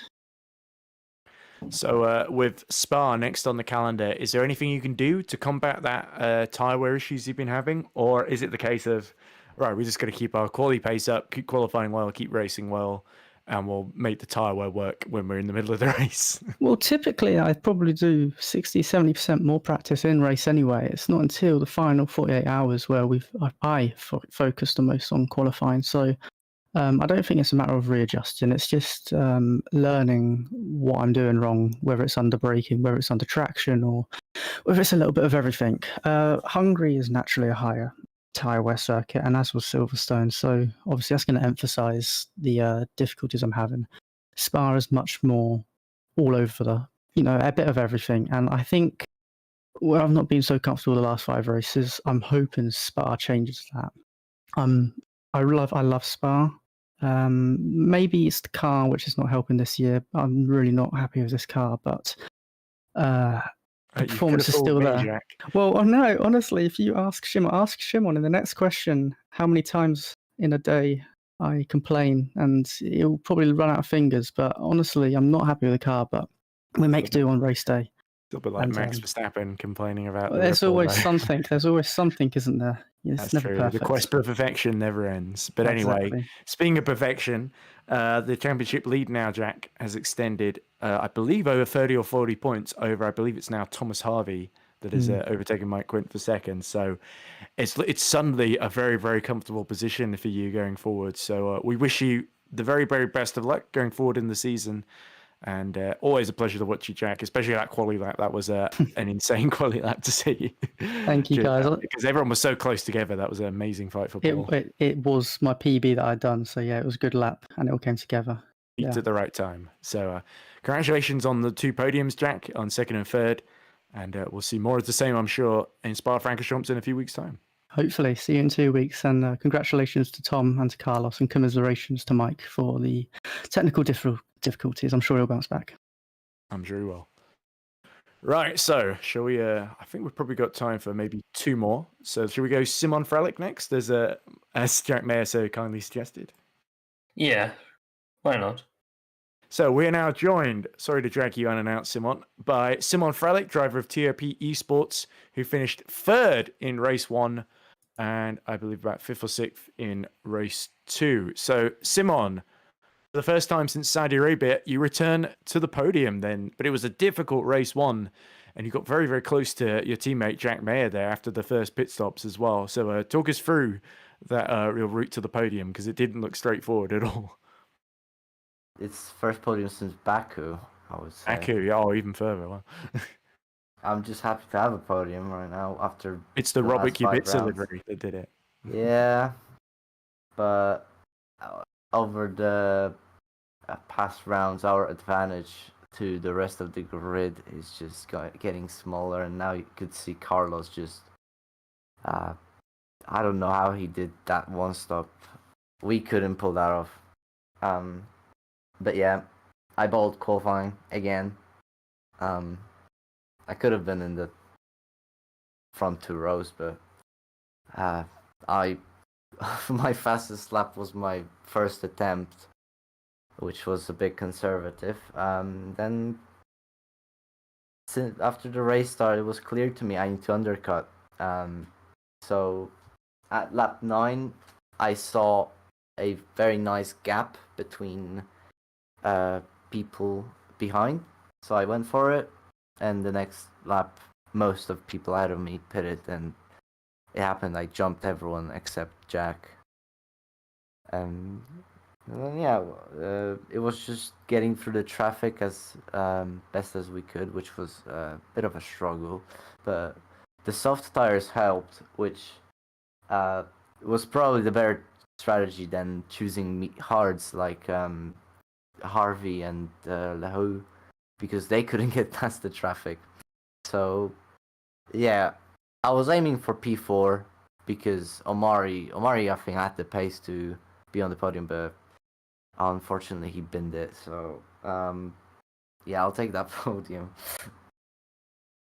Yeah, the boot's been on the other foot a couple of times in the past couple of races, let's put it that way, Simon. So it's great to see it go the other way. Race 2 was an interesting one. You and Jack split the strategies. We heard Jack said he wasn't comfortable with his pace, which is why he went for the soft. But you went for the mediums and tried to run along. You were running third for quite a while, but towards the end, some of the soft runners, including Jack himself, who you very dutifully let through, caught up to you. So talk us through that fight. You were also stuck behind Alex Lahu in a very, very close battle as well for a long while. Well, at the beginning, I was just staying in the train, saving the tires, because that was the whole shtick of my strategy. I thought more people would go on the no stop after race 1 with that Carlos win, but no, apparently just a few people went for like 5, I think, from the top 10 or like around. So it was always gonna be tough because there's a lot of soft runners behind. But yeah, I think the race could have went better if Alex let Menno through, because Menno was quicker on the soft, but Alex just decided to battle him multiple laps, which lost us a couple of seconds, I think. And yeah, I was just staying with Alex, trying to save my tires, and towards the end of the race, I tried launching an attack, but I couldn't do it before the soft runners arrived, and yeah, I just let Jack through. I told him that, give me one chance of getting Alex. If I don't get him, I'll let you through. And I got a bad exit, so I just straight up let him through, and I was just going to the end. I had a skirmish with Frank at the last 2 laps, I think. And I'm a bit annoyed with him. He was just sticking his nose into places he shouldn't, which just I think will ultimately cost me P5. But yeah, I thought the strategy was better because I thought more people would go on it, but that wasn't the case. Yeah, Carlos Martin wasn't too happy with Hamming either, because him and Hamming made contact at turn 3 that spun Carlos around in the early phase of the race. So he didn't seem particularly impressed with Frank either. But sadly, Frank Hamming isn't here to give us his side of the story. But anyway, all in all, Simon, a clean week, a clean day, a clean pair of races for the first time in a while. Exactly, you really did need that. And I'm surely going to build your confidence. I only have 2 license points left. I do something, I'm banned. Oh dear. Well, let's not be hasty. Let's not let dark thoughts of bans get into our heads. Yeah, I need to last to Singapore. That's my round. All right. Well, I'm sure somebody's keeping score in the background of those license points, but you just need to keep doing what you did today, which was a very, very good job. And next up, Spa. Are you feeling confident about that? Because you and Jack certainly seem to be on a little bit, despite everyone else having caught up, you seem to keep scoring the points, both of you now. I do not like Spa, but We'll try our best. We didn't like Hungary. We didn't like Silverstone. So yeah, we'll just trying to prepare for the race. And yeah, I'm just gonna try and how would you say, loosen up the mindset a little, because I just kept thinking about championship for the past couple of races, and just I kept being sad that I just keep dropping points with stupid mistakes, or just my internet disconnecting or something. Yeah, that was an awful lot of bad luck that affected you, and I can understand that, because it sort of ends up being the championship slips away and it's a millstone around your neck. But once you get in that position where you're not worrying about that anymore, you can say, right, I'm still going to end the season as best I can and get some good results. I think Jack is now like close to 70 points ahead, so it's I told him he was about 30 or 40 ahead. So no, 63 this round. So I'm just going to the rounds thinking about doing the best I can for the team's championship, because that's just what I care about right now. And maybe getting P2 in the championship. Mike had horrible luck this round. Yeah, you think you've been having a bad time, Mike's not scored any points in the last couple. It's about time Mike had some bad luck. He hadn't had any, I think, this season. Yeah, I guess so. But anyway, thank you very much for talking to us, Simon. And best of luck, not just for FS1, but also for other championships like FSR Pro that you also compete in for Royal Blue as well. Always great to commentate on you there. Yeah, thank you. Anyway, so enjoy your evening and enjoy that well-earned podium. Right, so probably time for maybe one more at the very most, Reuven, because it's getting late now. Should we go for Vincent Gutt or Alex Lehoux? I think Alex Lehoux finished 4th in race 2. Vincent Gutt, of course, had that moment in race 2 that was really the decisive one. And I think it was a really good day for Spark. Should we go for Vincent? Yeah, we can go for Vincent. All right, we'll see how long it takes. So we're now joined by Vincent Gutt. Oh, sorry to drag you mid-conversation, Vincent. So we're now joined by Vincent. So it was an interesting day, Vincent, a good day for Spark, to be honest, especially in race 2, where you had that moment with Dragoon and Hiller, where Hiller was able to go around the outside of both you and Dragoon because you were holding Jan Dragoon up. And that was a pivotal moment that helped Thomas Harvey, your teammate, later on. And he was very grateful for it earlier when we interviewed him. So could you talk us through your couple of races, Vincent?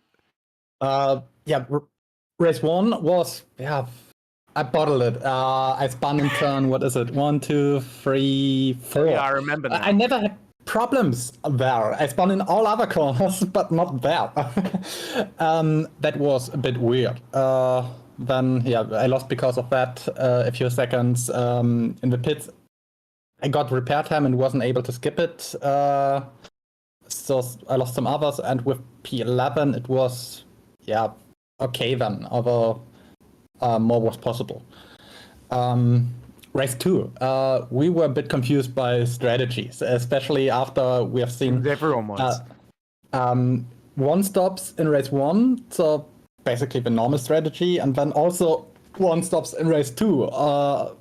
That was a bit weird for us. We stick with the no stop, mainly, except Jack.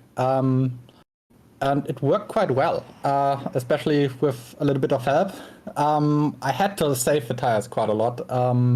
They were right on the limit at the end. So, and it's so hard to overtake here. It's good to have Tom a bit.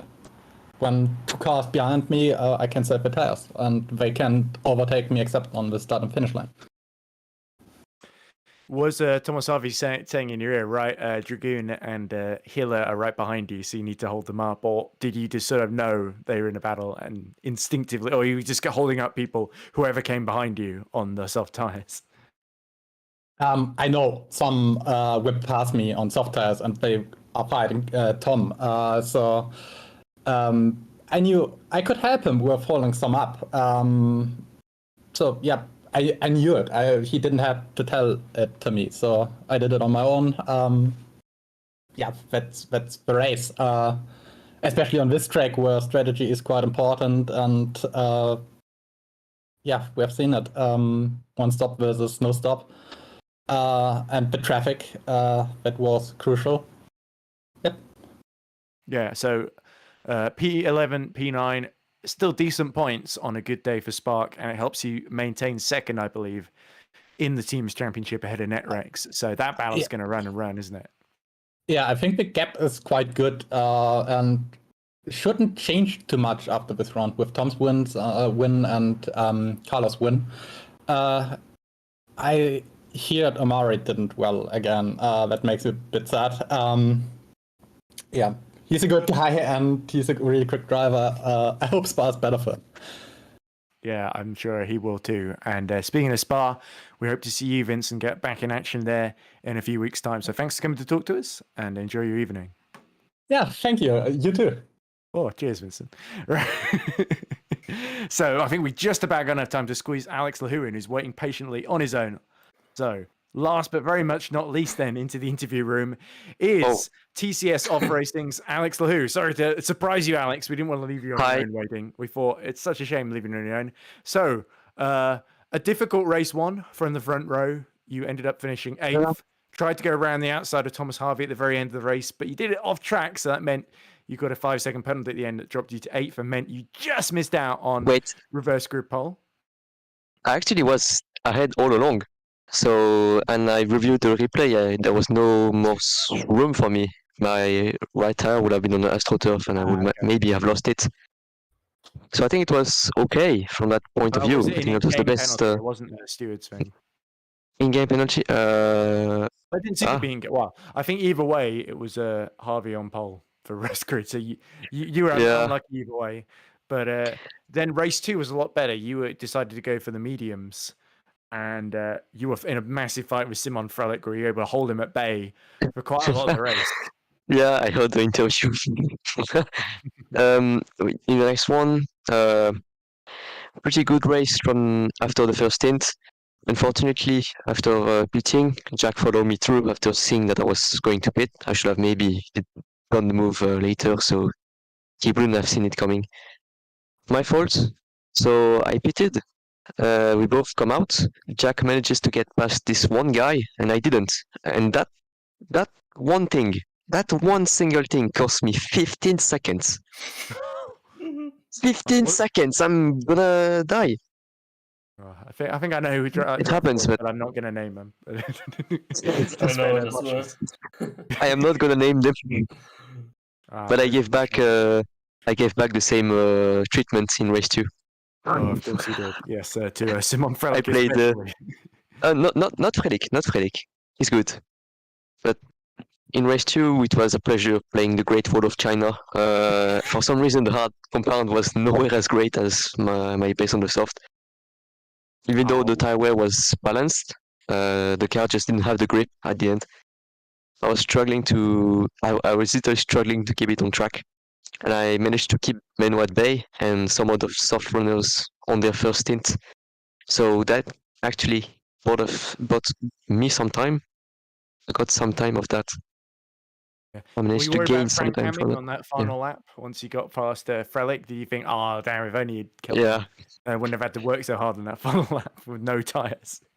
Yeah, I mean, in normal circumstances, I will not have been worried about Frank Hamming, you know. But since my tires were absolutely dead, I somewhat lost the car in turn 5. So Frank almost got onto my inside, but I managed to move just in time to keep the position. Frank always goes for an extra stop for softs in race 2. You should know that. Yeah, I tried the strategy because Carlos managed to make it work in race 1. He was in clear air, so that maybe managed to play a big role. But yeah, he managed to play such a big stint. So I tried to do the same in race 2. Didn't work for me. Skill issue. But still, great to see you back in the top 4 after a slightly tricky round in Silverstone as well for you, Alex, where you showed some amazing pace and weren't able to get the most out of it. But great to see you still scoring the points, which keeps TCS Off Racing just about in the competition for the top 5 in the championship for teams. So there's every chance you could still get a good result out of that So Spa next. How you feeling about Spa, Alex? I'm gonna watch Spa from my vacation You and Carlos. house or something. Yeah, Germany. yeah. I'm not going to be there for Spa, unfortunately, since that's my favorite track. Oh, we always miss it. I'm going to be there for Monza. Oh, Monza. It's okay. It's okay. I'm not going to get pole anyways. Well, you never know. You've been close a few times. You very nearly got it off of Jack Mayer today. So Jack Mayer said he really had to work hard to get that lap in at the end. But wow. Well, I mean, you should know by then that I'm literally at P2 or P3 merchant in qualifying now. I think it's pretty clear. I think you're doing yourself a little Yeah. disservice, Alex. But anyway, I know Loic was probably watching there because saw him talking to you earlier. So I think Loic was he didn't seem too upset with how things were going by the sounds of things. So I was really upset after race 1. Okay. Well, I think that's understandable because the strategy didn't work, did it? It literally did not work because of traffic. Yeah. But anyway, Unfortunate. We look forward to seeing you back in action in Monza. I'm sure TCS Off Racing will field a very capable replacement, like we saw with Tuo Mella today, getting a few decent points in race 1. So I'm sure we'll see them back at him and Loic in action at Spa in a few weeks' time. So, but anyway, thanks for talking to us, Alex. And I think that concludes the interview. So cheers, and we'll see you in about 4 weeks' time, whenever Monza is. And have a good summer break. Thank you guys. Cheers. Have a good evening. Cheers. Cheers. Right, so Reuven, there we go. I know you've been silently waiting for the interviews to finish, pretty much. But there we go. That wraps everything up from our 2 races in Hungary. So it's been a pleasure to watch them alongside you. Any final thoughts before we pack up and close the broadcast? No, I think it was 2 great races. So I can just say watch on the next week Super Lights and Super League. They will be very interesting. And you'll be in action in, is it Super Lights that you drive in, Reuven? Super League, actually. Super League? Oh, of course, you're in the big league. I keep forgetting. So yeah, certainly look out for Reuven in is it the Nocturne? Yeah. Nocturne, there we go. See, I've got a memory. I did do a couple of Super League commentaries. And in fact, I believe I might actually end up being called in to do that on next week as well, but we'll see. But for now, it was a pleasure to commentate alongside you here at Hungarian for Formula Sprint 1. Our winners, of course, Carlos Martin in race 1, Thomas Harvey in race 2, but it is Jack Mayer that consolidates his lead in the championship, extends it to over 70 points, it would seem. So that's showing he's going to be an absolute force to be reckoned with. We'll be back in Spa for more FS1 in a few weeks' time, but tune in next week for, as Reuven alluded to, Academy, Super Lights, and of course Super League at the Hungaroring as well. I've been Edward Hunter. Thanks, of course, to Reuven for commentating alongside me for the first time, and to Heigo for doing such a brilliant job in the broadcast. And thanks to you, of course, for watching. We'll see you next week for more GPVWC action, but bye for now. Goodbye.